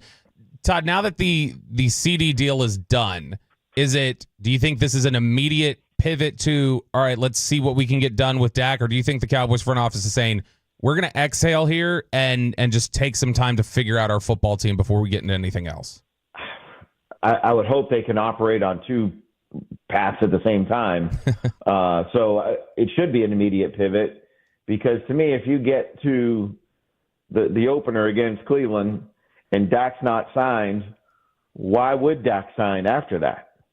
Why not just play out the season knowing March 13th is the drop deadline date, roughly that point for the Cowboys, because after that point, when the league year actually ends, he counts $40 million against their cap. So, and if he waits that long, he's hitting the market and he's going to become the highest paid player in NFL history. So that's why I think there has to be an immediate pivot if you truly want to get the deal done with Dak. And again, I think some of it falls on Dak. How much does he truly want to be with the Cowboys to get a deal done that might not give him everything he would get in March, but certainly enough to even still make him the highest paid quarterback right now in the NFL. You mentioned there that if he were to get to new league year next year, hit free agency, that he would become the highest paid player. He'd get the contract that he wanted. I know when we talked to you over the summer, you said if he hits the new league year, if he hits free agency, that would likely signal he'd be playing somewhere else. Is that still the way you feel? If he gets to a new league year, would you say that's probably unlikely he comes back to the Cowboys? Yeah, because I don't know how I mean, if it gets to the New Year League, whatever I'm trying to say, that $40 million is counted against their cap. So I don't know how they would be able to structure a new deal with that $40 million number already on it, and then adding that on top of a $250 million, whatever the deal would be, right? I don't know how they would be able to structure that. So that's why they need to get it done before the end of the 2024 league year. Todd Archer from ESPN joining us here on Sean and RJ on 105 through the Fan. We just lost everybody, Bobby, with numbers talk. Way to go. No. People like it. Dalvin Cook coming in here for a workout today. Cowboys still examining the running back room. I think a lot of people right now feel like Deuce Vaughn's on the roster. If Cook is signed today, is that Deuce Vaughn's spot? Do they just add to the running back room instead of subbing one person for another? How do you think the Cowboys are evaluating Cook heading into this workout? I wonder more if it's just to look and see where this guy's at and what he has in shape and conditioning and all that. Not to be a dude that they would add right away. They've typically done this right around this time, maybe with not names like Dalvin Cook, but to get a feel for break glass in the case of emergency guys. I wonder if it's more that path than signing guy. But if we want to go down the path of, hey, they're looking to add the guy, I can add another running back to that. I can have 4 tailbacks and a fullback. You would just have to go light somewhere else. Maybe it's 3 tight ends. Maybe it's 1 less linebacker. Maybe do some roster shenanigans with a C.J. Goodwin and keep him on the practice squad for the first few games of the season and call him up that way. So they have some flexibility in my mind with roster spots that they could add guys at a number of positions and still be okay. As much as they say they love the talent and these are hard decisions, they could get below 50 they could cut to 50 if they needed to and still be okay. So I think they would be in a situation where they could have 4 tailbacks if they wanted to go that route and still keep Deuce Vaughn on the team. Todd, did anything change your mind in Oxnard about the running game? And is there any chance, what's the likelihood that we're overreacting to many of us thinking that this running game is just not going to be good? I'm with you because, I mean, I don't know if the story's coming out today, but I have a story coming up with on Zeke, and it's what does he have left? We've not seen him. It's not news that he's not carried the ball in the preseason. The last time he did it was 2017. I thought it was interesting that they upped his workload later on in camp. The first 4 padded practices, he had 13 runs. The last 4, he had 24 runs. So they were clearly getting him ready in that manner for the season. And there were times where you saw Zeke with some burst and the jump cut and the ability to make some people miss. Yeah. So, McFadden took over for meat on the bone. Randall. Oklahoma State. Yeah. Deep end. So then he became the guy and ran for 1,000 yards. I think what the Cowboys are banking on is their scheme will be better and they'll do less, and that'll help them be better. Somehow, it's like forgetting Sarah Marshall when these guys trying to surf, and he's like, do less. Now the Cowboys are like Kunu out on the beach right now. Do less. Kunu. Todd, is there anything? Do you expect any surprises today with the roster moves, or did yesterday bring you the surprise? I don't know if it's surprises. Really, it's probably surprises for guys like us that have been following this thing and close. And if they were to get rid of a Deuce, like it might surprise the fans, but maybe not some of us who look at the rest of the roster and wonder what they're going to do. Because is Carl Lawson a lock? It looked like he got blocked pretty good in that last game. So would that surprise people? Maybe that would surprise people if he were not to make this team. But I don't know if there's any real. I mean, let's go with Josh Ball. Does it matter? Like, I mean, we're not going to be up in arms over either one of those guys. So I don't know if there's really any surprises that would make us scratch our head. Todd, am I missing somebody? No. I think it's, to me, the most surprising guy, and it wasn't a huge surprise. It was just yesterday with Willie Harvey. Like, he was somebody who was in contention for the linebacker spot. That would have been one. Yeah. But no, I don't think there's a Brett Maher, Dan Bailey situation here. Todd, after the game on Saturday, Shereen Williams had asked Jerry, hey, is there any regret over the Trey Lance trade? And Jerry kind of scoffed at it and said, for a 4th-round pick? And was like, no, absolutely not. Is any of that posturing, you think, for them, or when they look at where they're at, do you think they're like, man, we really wish we would have had that 4th-round pick this year? I'm sure they wouldn't mind have had the 4th-round pick, so they could have selected a running back, right? I mean, that was they entered that dead zone right there, where once you got past that round, they weren't going to get a guy that was better than what they had on the roster. So I'm sure there's some regrets, maybe too strong of a word, but I mean, by giving up that 4th-round pick, you know who they weren't able to select? Let's see. This will go through the list here. Viliami Fehoko. They weren't able to get him. Reggie Robinson. They weren't able to get him. Jabril Cox. They weren't able to get him. Let me go through the rest of these. So, yeah, we can all point to Ryan Switzer. They weren't able to get him. We can point to Dak and Jake Ferguson. They've had great success in the 4th round.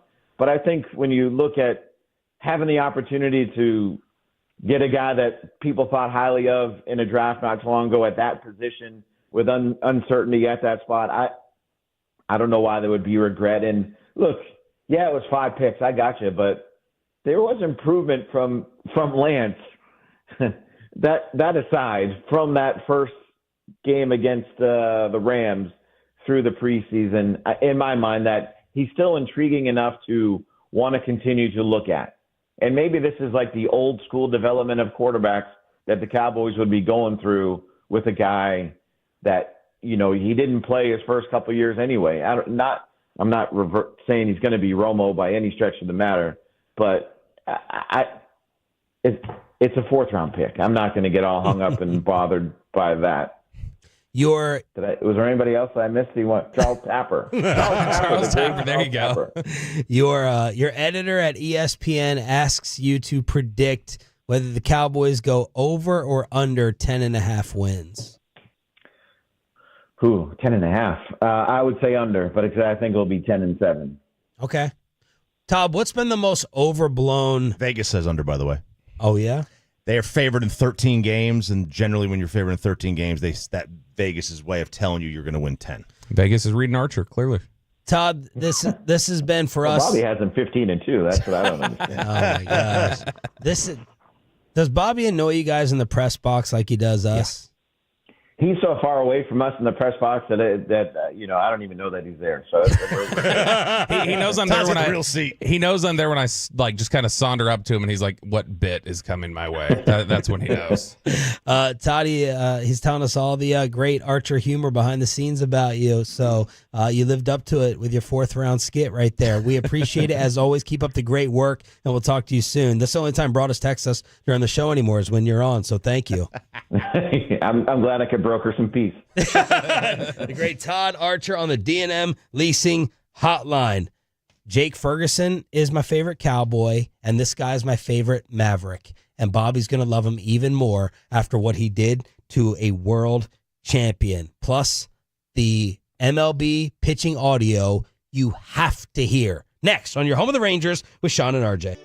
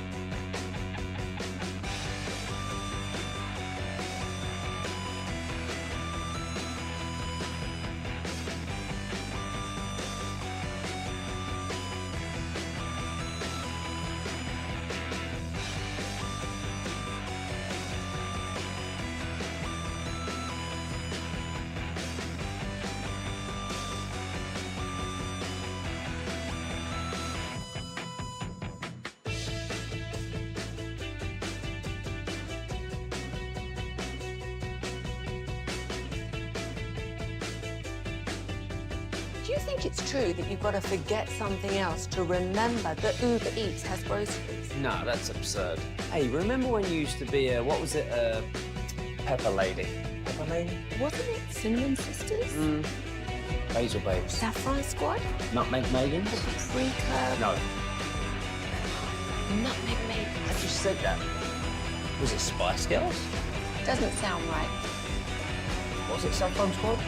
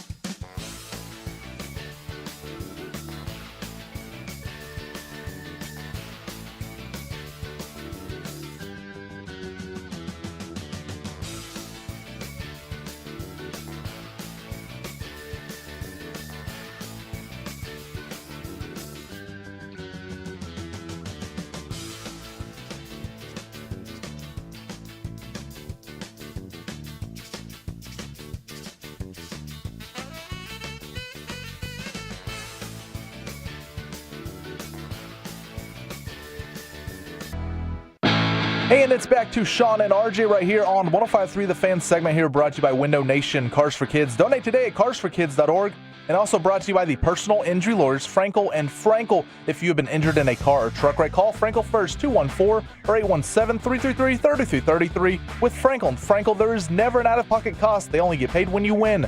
Frankel and Frankel, the go-to car and truck wreck attorneys in Dallas.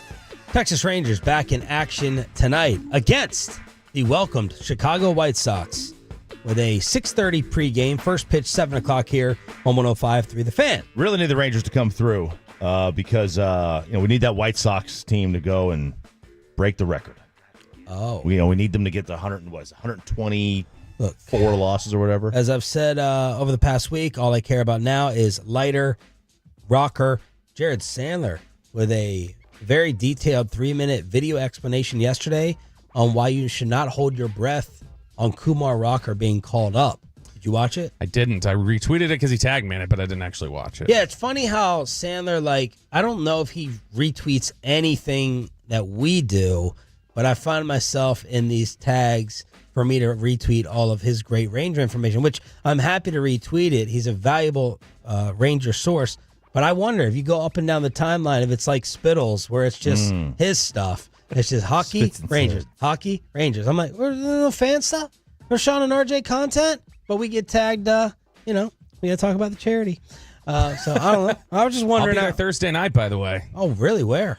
At the pickleball place. I don't remember what it's called. You're supposed to give the address. I'm supposed to be all the info. Hold on, let me find it. I just told him I'd go. I didn't look at it yet. It's where is it going to be? It's going to be. In the meantime, Choppy, where are you going to be tonight? I will be at Keensay in Fort Worth from 4 to 6. Now, Hagelin said it's not tonight. It's a matinee. Yeah. Martini and fries, baby. Tanqueray is out there. Dude, I tried it yesterday.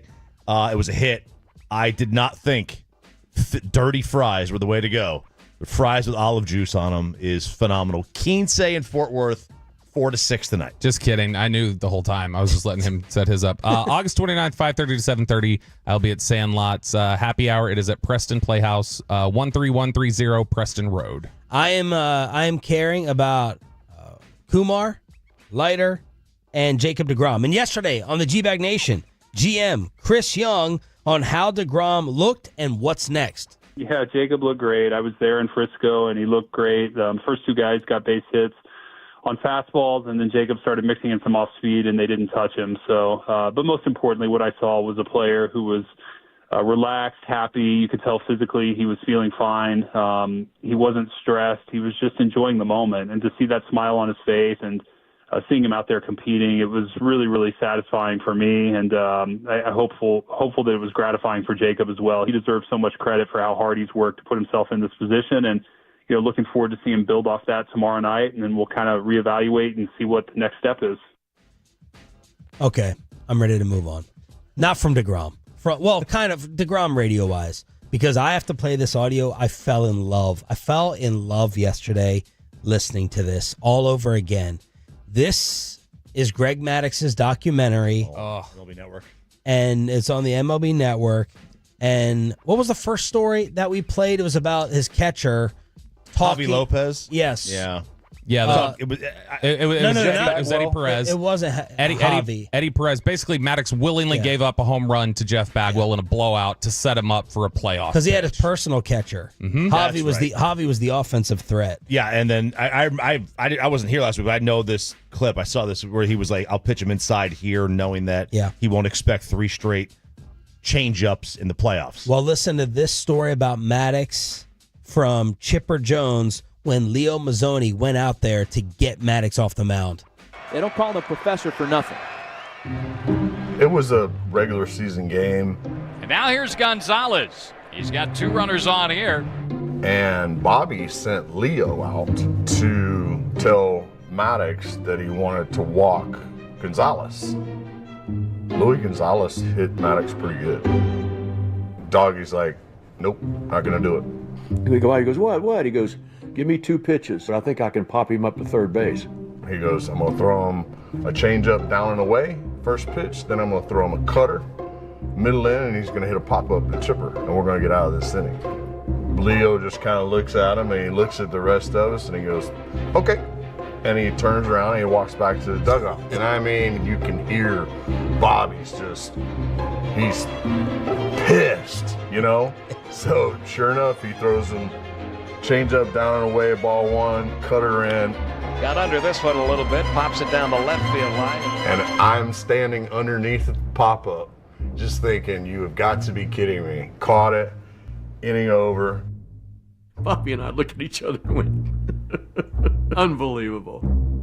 So, my bad. That was to walk Luis Gonzalez, not get Maddux off the mound. But the instruction was put him on. Mm-hmm. And Greg's like, nope, I'll do it in 2 pitches. That's story number 1. It sounds like the only time you got a hit off of Greg Maddux is when he wanted you to, for whatever reason. Like, when you hear these stories, it's like he was so in command. Like Bassick, you see Bassick talking about him. Bassick literally is just almost like holds such reverence for the dude was the greatest pitcher ever. Well, I mean, Bassick and there's a lot of similarities from between who?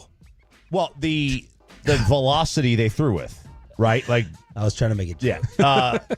So Bassick threw the ball. I mean, not I mean, he wasn't a hard thrower, and neither was Greg Maddux. Yeah. And Maddux had like such pinpoint control. He could put the ball on the tee. It's kind of like Steph Curry. It's like this should not be an all-time great with the tools that you've been given. Steph is undersized, and he's not the strongest, and he's not jumping over people to dunk on him. He just had a skill set. Yeah, I do wonder. Look, I've wondered for a while, like how would Greg Maddux be scouted today? Yeah, he or even it's like a better comparison may be Brady.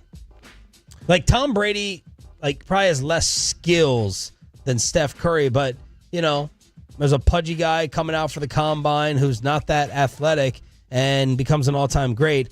But this one blew my mind. Did you see the clip, RJ, about how Maddux called his game? I don't know if I did. All right, you would know if you did. So you're going to watch this on my computer as I play this because you're going to have to explain a little bit visually how Greg Maddux called his games. It was just trying to understand how hitters see the ball and then what can I do with the ball to try to trick them. If I'm going to throw a changeup, I know it's not worth it unless I've thrown a low fastball for a strike. I have no way to trick the hitter. Yeah. Kind of like, you can't go fishing without bait. You got to bait the hook. I think they have a fairly complicated set of signs that they go through. I never told this to anybody, but he called his own pitches. I think it's pretty amazing how he did it. So how he caught the ball from Eddie determined what the next pitch was going to be. When he threw that pitch, he go fastball away, fastball inside. Tap his leg with his glove. That is assigned to Eddie Perez. This is changeup. A cutter and curveball was this. Nobody ever knew it. I mean, it was kind of brilliant. They don't call him a professor for nothing. Wow. Explain what that was. He was doing hand signals, right? This is before PitchCom. This is before that. And he called his own game. Now, he could have called his own game by having Eddie throw down numbers and shake him off. Yeah. But instead, he would just if he tapped his leg before he was throwing it, that was one pitch. Or if he put his hand on his nose at any point. Or when he caught the ball, if he caught it extended out. That is what blew me away. Yeah, because now the catcher's got to be paying attention. And Greg has to know the very next pitch very quickly what he wants to throw. Is that rare or not? My assumption is Greg knew the very next pitch 2 pitches prior. But is that how it usually works? I think or are you adjusting based upon the way you just threw one and you're like, okay, that didn't work and I'm changing. That's very quick to be predetermined in what the next pitch is. Yeah. And if you're watching on the fan cam, use my hand as a glove. Maddux catches the ball back from the catcher with his arm extended. That means we're going fastball away. Then he would catch the ball. He'd let the ball come back from the catcher into his chest and catch it there to say fastball in. Fastball in. Yeah, my assumption is that, obviously I never pitched in the major leagues, but when you're in high school and you throw hard, you just go throw. And then you got to learn how to pitch. And you're setting guys up, right? So every pitch has a purpose. And what he talked about at the beginning there was, I can't throw a changeup away without having a fastball there. And what he's talking about is the fastball, a low fastball is going to have the same eye level as a changeup. So the changeup is not going to work if their bat isn't sped up. Right. And he knows that. So he knows prior to throwing that changeup, he's throwing the fastball in order to be able to throw the changeup. Yeah. And that, because that's his out pitch. I got to get you on ice. I got to create the ice first. Everything is about getting you to my out pitch. If you're Greg Maddux, because Greg couldn't throw the ball. Greg knew I can't necessarily throw the ball over the plate. I'm not Randy Johnson. Randy Johnson tipped every pitch. People say they knew exactly what Randy was throwing because he just tipped his pitches. It just didn't matter. He had 98 miles an hour, and he had a slider, if you were a lefty, that broke your ankle.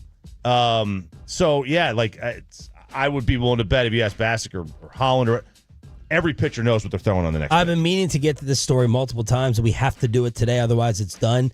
Danny Jansen, did this happen yesterday? In the doubleheader, yeah. This is amazing. This is the fan. So this was the guy who was traded from Toronto to Boston, and he was traded there. And the issue is that he was playing in the game that the Red Sox and Blue Jays were playing in. He was the catcher. So he gets moved to Boston. Obviously, he can't play for the Blue Jays. He was up at bat. He was up at bat when the game was called. So he became the first player ever, and Alex Cora, give him credit, understanding history here. Alex put him in the lineup as the catcher. He became the first player ever to hit and catch in the same at bat. Wow. Okay, I originally thought this story was about him playing for both teams. Yeah, he did. Yeah. Right, yeah. So he played, I think he was with Toronto earlier, and then... But both teams in the same day. Well, yeah, he did, because this was the continuation of that game. After he was dealt. Yeah. And he was at bat. So they had to pinch hit for him, and then... obviously got put in the game as a Red Sox guy. Yeah, that's one of those things where you can't even try to make that happen. Once the opportunity's there, you can. Alex Cora could do that, but that's one of those things where just fate has to set that up for you. And then we'll try to squeeze this in. And I have not seen that this morning on TV. MLB Network's on top. We're not going to see it on the bottom. That's NFL Network. But I would hope that ESPN and SportsCenter would replay that over and over and over and over again. But it is baseball. It is baseball, so they wouldn't do that. Yeah. We'll save Jordan Montgomery maybe for a future lesson. He's destroying Scott Boras, basically blaming him for his awful season in Arizona, where he has now been moved to the bullpen. How justifiable is it? When can you stop blaming the agent after Boras, he said, butchered his offseason? So Jordan Montgomery not happy with what happened this year. No, and Scott Boras took an L. Took a big-time L last year. But that will be a short-lived L, because Juan Soto is a free agent this year. And Juan is going to get $600 million? He's 25 years old.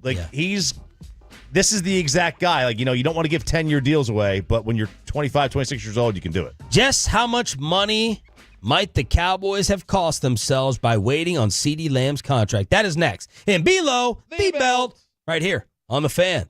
But what is next for you after you get...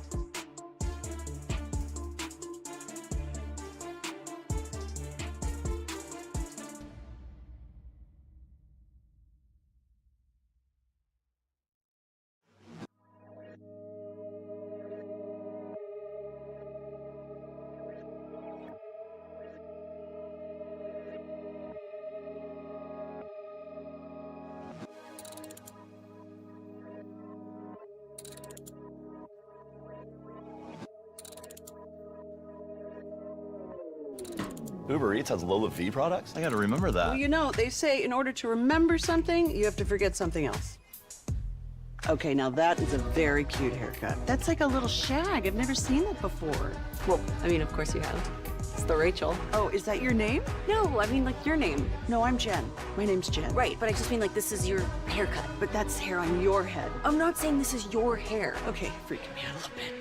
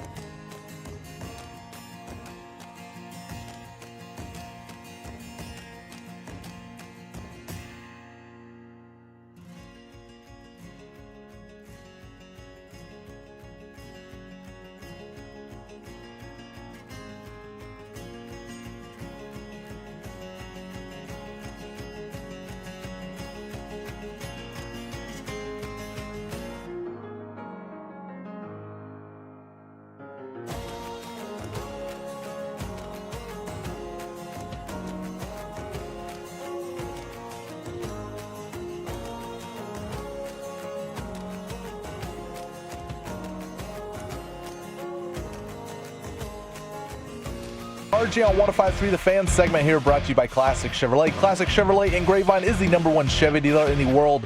More Silverados than anyone else. This is Texas. This is Classic Chevrolet. Together, let's drive, relax, enjoy the difference based on new Chevrolet registrations 2023.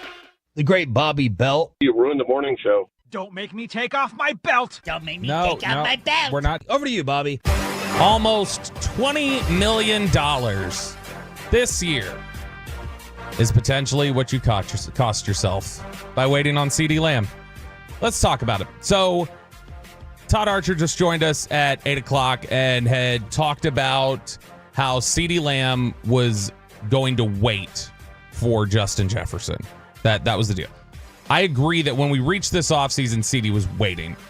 And technically last year too, but only because of what Todd had kind of just explained. They were trying to pay him $25 million a year last year. That was what they tried to get a deal done. They were kind of firm on that. CeeDee obviously had not blown up the way he did last year and then had the type of season that he did. Cowboys were trying to pay him $25 a year. Yeah, last year. And CeeDee was like, no, I'm near the top of the market. And the market at the time was Tyreek Hill at $30 million. So the problem is that the Cowboys were never going to go to 30-31 last year. Had they been willing to do it, though, if they would have looked at it and said, we know what CeeDee's going to do. We know what CeeDee's capable of. And we know that Jefferson is coming. That's going to come down the pike. Yeah. Then you maybe look at that and say, you know what, maybe we should be willing to go up a little bit. We need to make an investment. CeeDee Lamb gets his deal done yesterday. 4 years, $136 million a year over the life of the contract. That is an average value of $34 million a year. He gets $100 million guaranteed. We don't have the specific details yet of how they're shifting money around in the contract. All that's going to come out. What we do know right now is that CeeDee Lamb is scheduled to make right at basically $18 million this year. $1 million a game, essentially. And good work if you can get it. Yeah, it is. They gave him a $38 million signing bonus, which when you divvy that up over the 5 years on the cap, like you're allowed to do, that ends up being $7.6 million a year. So so they give him the lump today, and they could take that lump and spread it out divided over by 5. So from 2024 through 2028, there is $7.6 million on the cap every year that CeeDee Lamb is responsible for, regardless of what his salary is. So, like, that's just the starting point of how much is CeeDee costing you this year? Well, it's at least $7.6 million. Okay. So they can't touch it. No, I mean, you can't move that number. Okay. That number's going to take a hit. And when you hear people say, well, what's dead money? How do you cut somebody? How does that cost you things? If they were to cut CeeDee Lamb next year, for instance, all of those future years where they owe $7.6 million get lumped together and say, nope, you got to eat that charge today because you've cut him. He's off your roster, which means you have to pay the piper for all of it right now. And so all of your cap charges hit at once. That's what is the issue with Dak's contract right now. The idea of, well, if Dak hits free agency, they just have $40 million sitting there because it's stuff they've moved around and now they can't do anything with. So if you approach CeeDee Lamb last year and say, CeeDee, we'll give you Tyreek still. We'll give you $30 million a year. I think CeeDee says yes. And I think Tory Dandy, his agent, says yes. Now, a lot of people would probably say, you have no way to know the market's going to explode like that. You don't know who CeeDee Lamb's going to be. But let's operate under the assumption that it's $30 million. He signs a 4-year extension for $30 million. He had 2 years left on his deal. 2023, his 5th-year option, which is in place now. The new contract extension is an extension. That does not kill his current contract. He's still making $18 million this year regardless.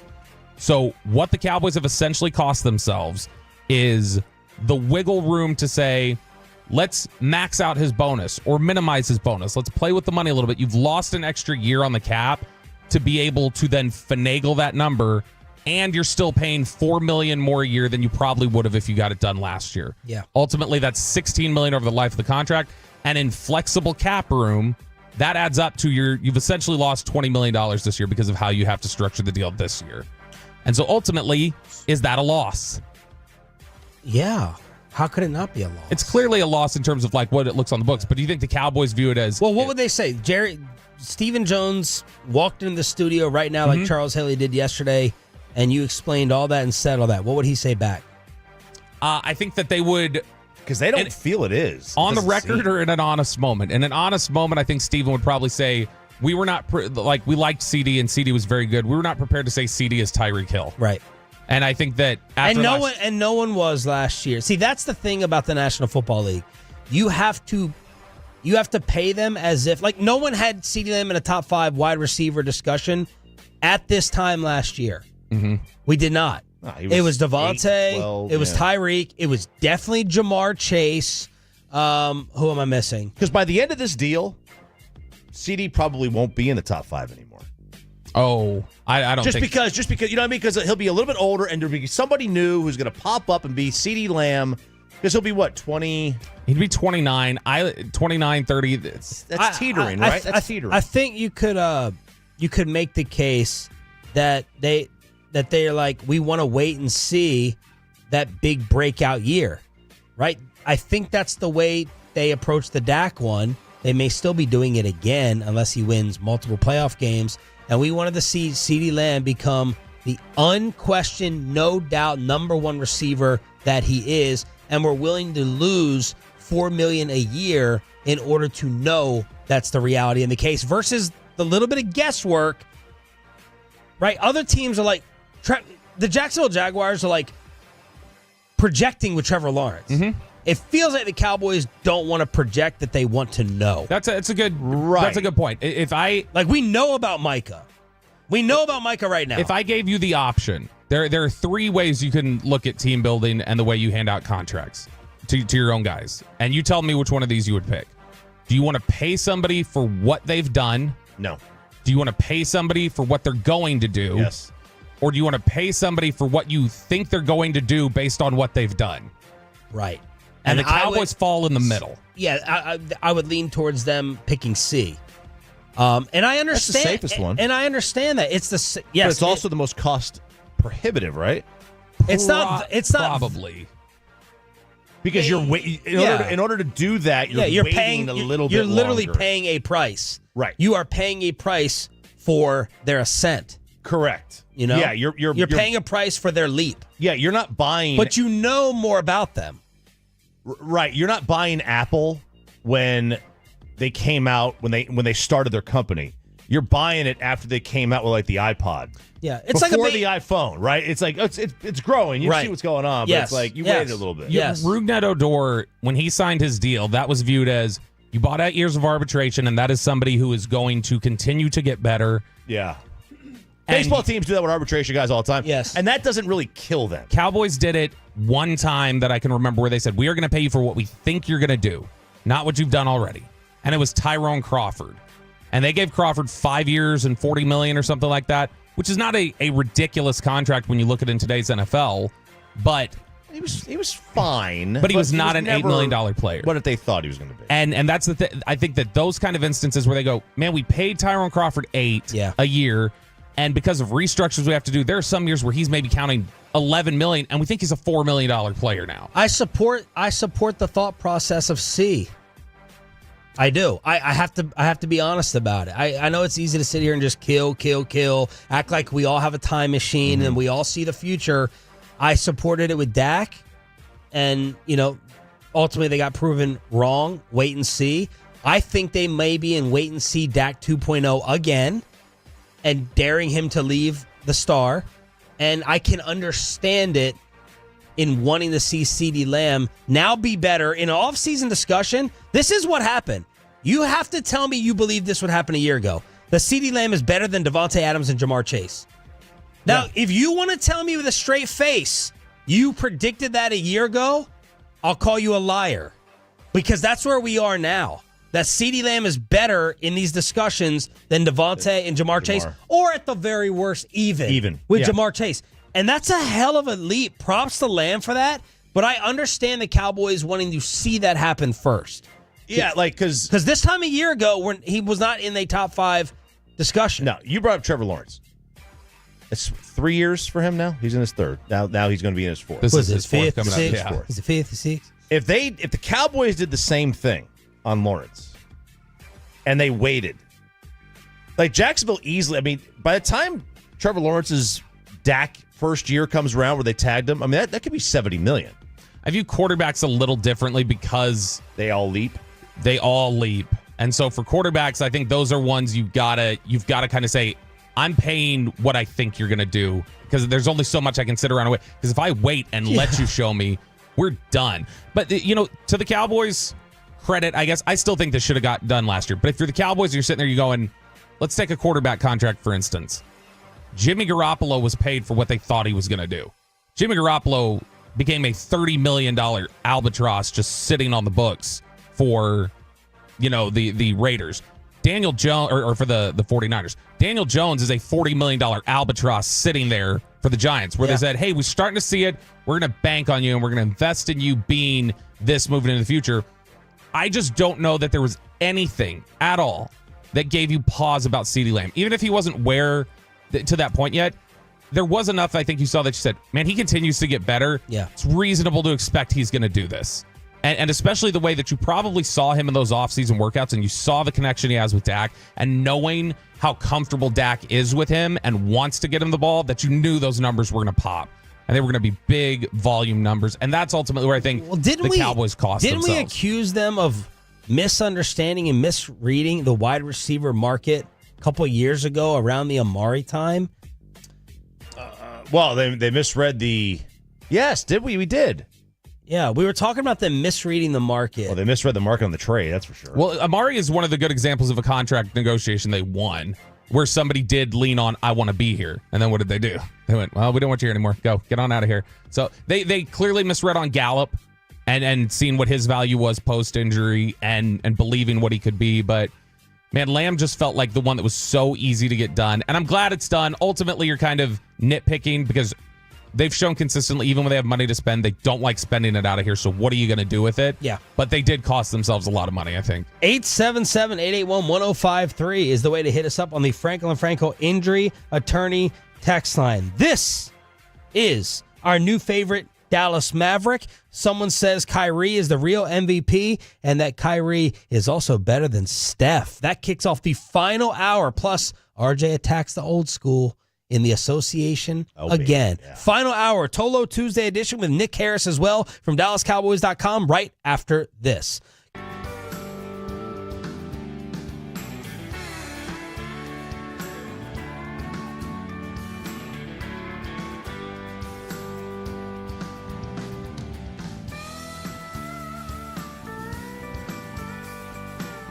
Do you think it's true that you've got to forget something else to remember that Uber Eats has groceries?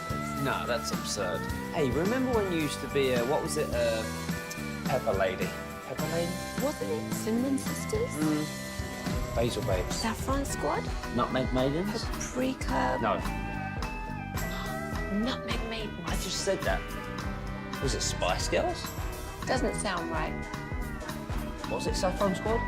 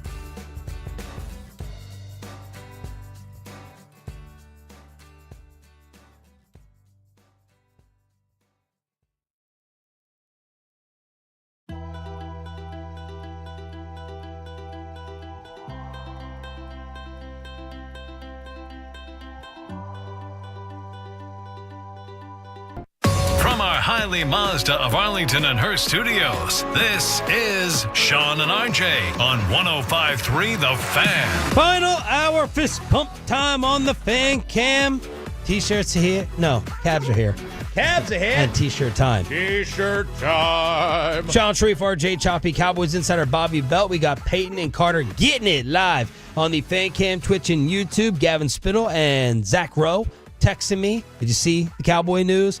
More from Tom Pelissero, who had the news of the Dalvin Cook visit last night. We'll talk to Nick Harris about it at 9:20 from DallasCowboys.com. Pelissero with this. The Cowboys are waiving tight end Peyton Hendershot. He played in 25 games over the past 2 seasons. One to watch on waivers. Boy, I admire the Cowboys. I wish we could waive Peyton, and we haven't done it. Jeez, but hey. Wow. No, Hendershot. Look, if Hendershot's wanting to try and cobble together another gig somewhere else, he put good tape out there in the final game. He blocked his ass off in that game the other day. And so if you're talking about trying to catch on somewhere, somebody wanting to buy low on you and see if they can invest in you, Hendershot's got a chance. It's just there's a lot there. There's a lot there. There's a reason he went undrafted. There's a reason why, there have been these random, Peyton Hendershot's not at practice. He's got an absence today. Oh. It's just there's a lot going on at times. And so I think they just felt like we're not seeing the return on some of the patience here. All right, before we get to final roster, cut down 53, Jerry obviously pulling a Chris Young in saying we're not going to add anyone else. They may be adding with Dalvin Cook. Anything else we should be looking out for before we move on? Yeah, I'd be looking out for, Archer had kind of mentioned maybe they're not that high on Carl Lawson, or maybe Carl Lawson's not the guy.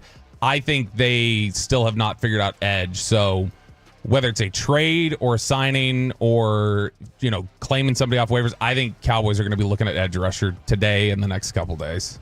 Edge rusher. Mm-hmm. Okay. All right, over to the association. Subscribe for Pelissero notifications to find out who it'll be, I guess. Man. Or, what's her face?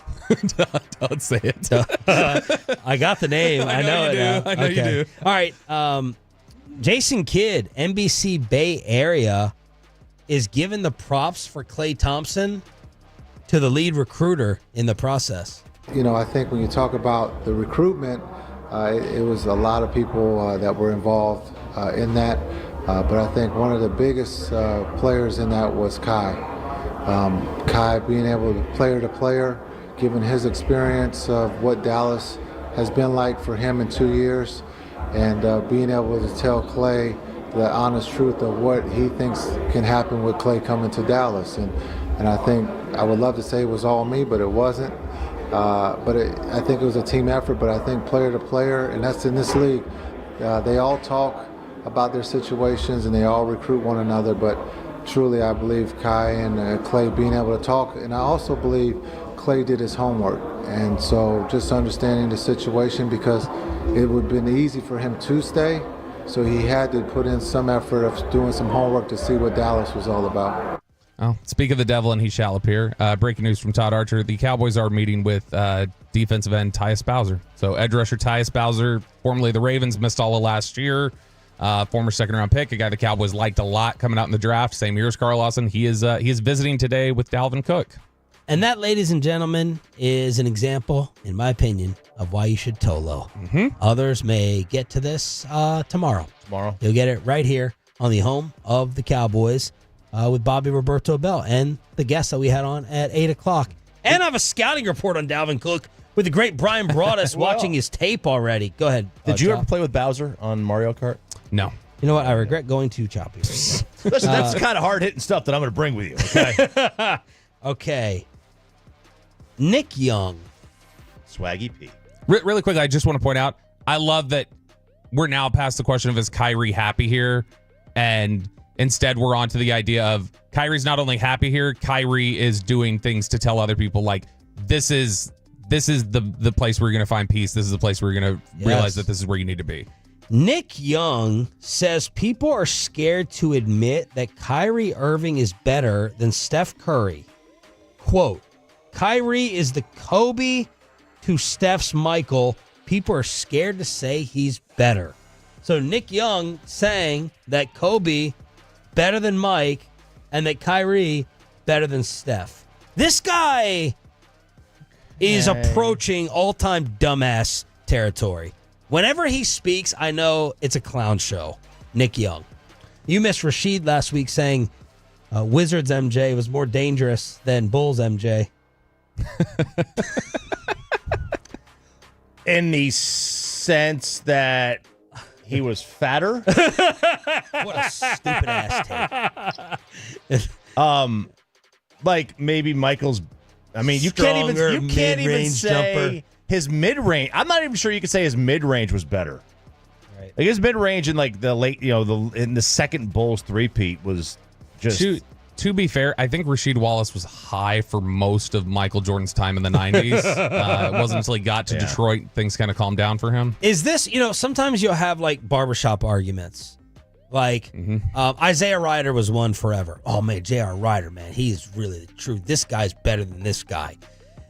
Is Kyrie Irving a better player in barbershops and YMCA talk than we talk about? Obviously, we know he's going to the Hall of Fame. He's an all-time great skills player. But like Iverson was that guy, for many people. Yeah. Iverson's better than Mike, or Iverson's better than Kobe because Iverson was cooler. And Iverson's skills were N1-esque and handles badass. Handles play in a barbershop. Handles play in a barbershop. Like, you don't see anybody. Like, not one person ever will say or has said that I've heard that Kyrie Irving is going to be better all time than Steph Curry. Yeah, you don't hear people in a barroom argument or a barbershop argument say, "Man, you know what? That quarterback, he is really on time with his throw." Right. They don't. It's just an undervalued. Yes. He hits the open man. Yeah, it's just it's an undervalued trait. They look at arm strength. They look at. It's the same thing in basketball. Basketball, it's not like, that's a deadly 12-footer he's got. Right. No, it's about handles, right? That's what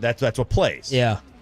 He's essentially, I do think he's revered because you talk about the AI, reverence that exists. And because of, he was cool and he was super skilled and everything else. I think Kyrie is the culmination of like what people wanted AI to be in terms of like Kyrie's a better shooter. Kyrie's a cleaner player overall, I think. Yeah, that's a good point. And so I think it's kind of like, well, this is the progression of what like we kind of wanted AI to fulfill. And so any of those AI like fans that exist from back in the day are going to, I think, lean really heavily on Kyrie. Choppy, I'm so happy that Magic Johnson allowed us to revisit this topic because I was dreading it when you were out and I said it on air. I wish Choppy was here for this. I know. Ant Edwards saying that Michael Jordan basically was the only skilled player from the 90s or back in the day, and Stephen A. Smith brought that up to Magic Johnson. I don't never respond to a guy that's never won a championship. There's not nothing to really say. He didn't win a college championship. I don't know if he even won a high school championship. So that's Magic trying to bury Ant Edwards. And are you saying Kevin Garnett is doing the same thing? Kevin Garnett apparently went off on it in an interview with Paul Pierce. Did he make up fake curse words like he said about Dirk? No, I've not seen that. But yeah, the headline, the quote headline Did you hear us talk about that? I did not. Kevin Garnett tried to say that Dirk was like dropping the N-word on him. Oh, it was yesterday we talked. Yeah. Oh, it was yesterday. It was yesterday. I had a choppy memory there, slip. Yeah. And Paul Pierce is like, no, Kevin, he never said that. Yeah, well, don't make that up. What he tells Paul Pierce about Anthony Edwards, the quote was, I don't think half of these kids in the league could have been on an NBA team 20 years ago. So he thinks that his era, of course, he's becoming the old crusty a little bit already. Garnett is. He's saying back in my day, 20 years ago when Dirk was working my ass, it was pretty tough for these kids. Everybody protects their era. They all do. But this is like it's really building. And it's been building to a crescendo for a while. The attack on from the current NBA player, you don't see this in the other sports. Like in football, like the guys today, like even with the guy we had in studio yesterday. Well, like the guys today, I think recognize that the football players like 20 to 40 years ago played in a more brutal era. They got gnarled fingers, they got brain injuries. They're like, we get it. We're not going there. Like these guys sacrifice literally their brains. Baseball, there's a philosophical difference from guys who played in the 90s and before, they just don't get why batting average isn't a thing anymore and guys can't hit. It's the way there's a toughness thing too. There's takeout slides. There's beaning hitters. It's not. The attack is not as bad as it is in the NBA. Like the player today, the guy in the 90s is like they're playing defense right now. The 90s player. Do you know why though? Like at least for me, typically I think playing defense with what? Well, they're just like they have to defend their era more than any of the other sports. I feel like baseball, I think it's philosophical. Football, you don't really hear much of it. Basketball, okay, look, are they more skilled today? Absolutely. Absolutely. There were when Jordan played and when Magic played, you had of the 5 guys on the floor, maybe 3 if you were lucky, who could shoot beyond the arc. Maybe on the floor at any given time. Yeah. Everybody else was a mid-range guy. It's a completely different sport. It is completely different. They are so much more skilled. Like Michael Jordan, I'm really a nerd. It's embarrassing. But we're just talking about Iverson and Kyrie. You don't see ever Michael Jordan dribbling highlights. Now, people will say he didn't have to, but Michael Jordan never tried to be Tim Hardaway for a moment. Oh, no. Or Allen Iverson for a moment. He did not cross you up. Michael's not going to... He blew by you. Yeah, he blew by you. But he didn't crush you. There's never any dribbling skill. There's one video. There's the one. Through the legs 3 times, jump over. That's it. That's it. That's it. Yeah, I mean, it's. I think the thing that upsets so many of these players so much is that typically when you have thrown back to an era, you talk about, what did 60s baseball players do? They couldn't hang today. Babe Ruth couldn't hang today. Like, you hear those sort of things. Bonds was a 90s player who everybody still reveres as oh my gosh, that's the pinnacle. Guys in the 90s, big time players in the 90s in the NFL are still revered as man, that dude was a stud. This feels really early for a lot of these guys to think that they have to defend their era. Man, yeah, but you know what? You know what, man? These guys have also done it to themselves to a degree with this load management. This load management is awful. It's very bad. So when they talk about the lack of toughness with these guys today or whatever, look, this is a fact of human life. Every generation believes, and is probably right, everyone believes that the generation after is softer. My dad believes we're soft, and I believe that my kids are going to be softer. That's just the way, that's a fact. And it's probably true. It's probably true. But we are going to believe that the next generation after, no generation that's younger is ever going to be regarded or thought of as tougher than an older one. They will not. They will not be regarded as tougher. Look, I will tell you this. They are, I can just know this from my kids from sports. There is no doubt at 14 years old that my kid's baseball team is far more skilled than my high school team at 17 or 18 was. Yes. It's not even close. Just look at the MPH. That's it. That's it. There's kids at 14 throwing 85. There's a kid at 14 throwing 93. That didn't happen. No. 25 years ago. No. And I don't believe the radar guns anyway. I mean, I think they're juicing these things half the time, but they're just so much more skilled. So what are you trying to say overall with the NBA? They are more skilled. You can't argue that. Is it fair to say Michael was the only skilled player? If you're calling it from the constructs of today's NBA, that's not true. Hardaway was skilled. You had guys out there that were skilled. But for the most part, go look at go watch a Jack Nicklaus versus Tom Watson 1983 British Open. No thanks. It will look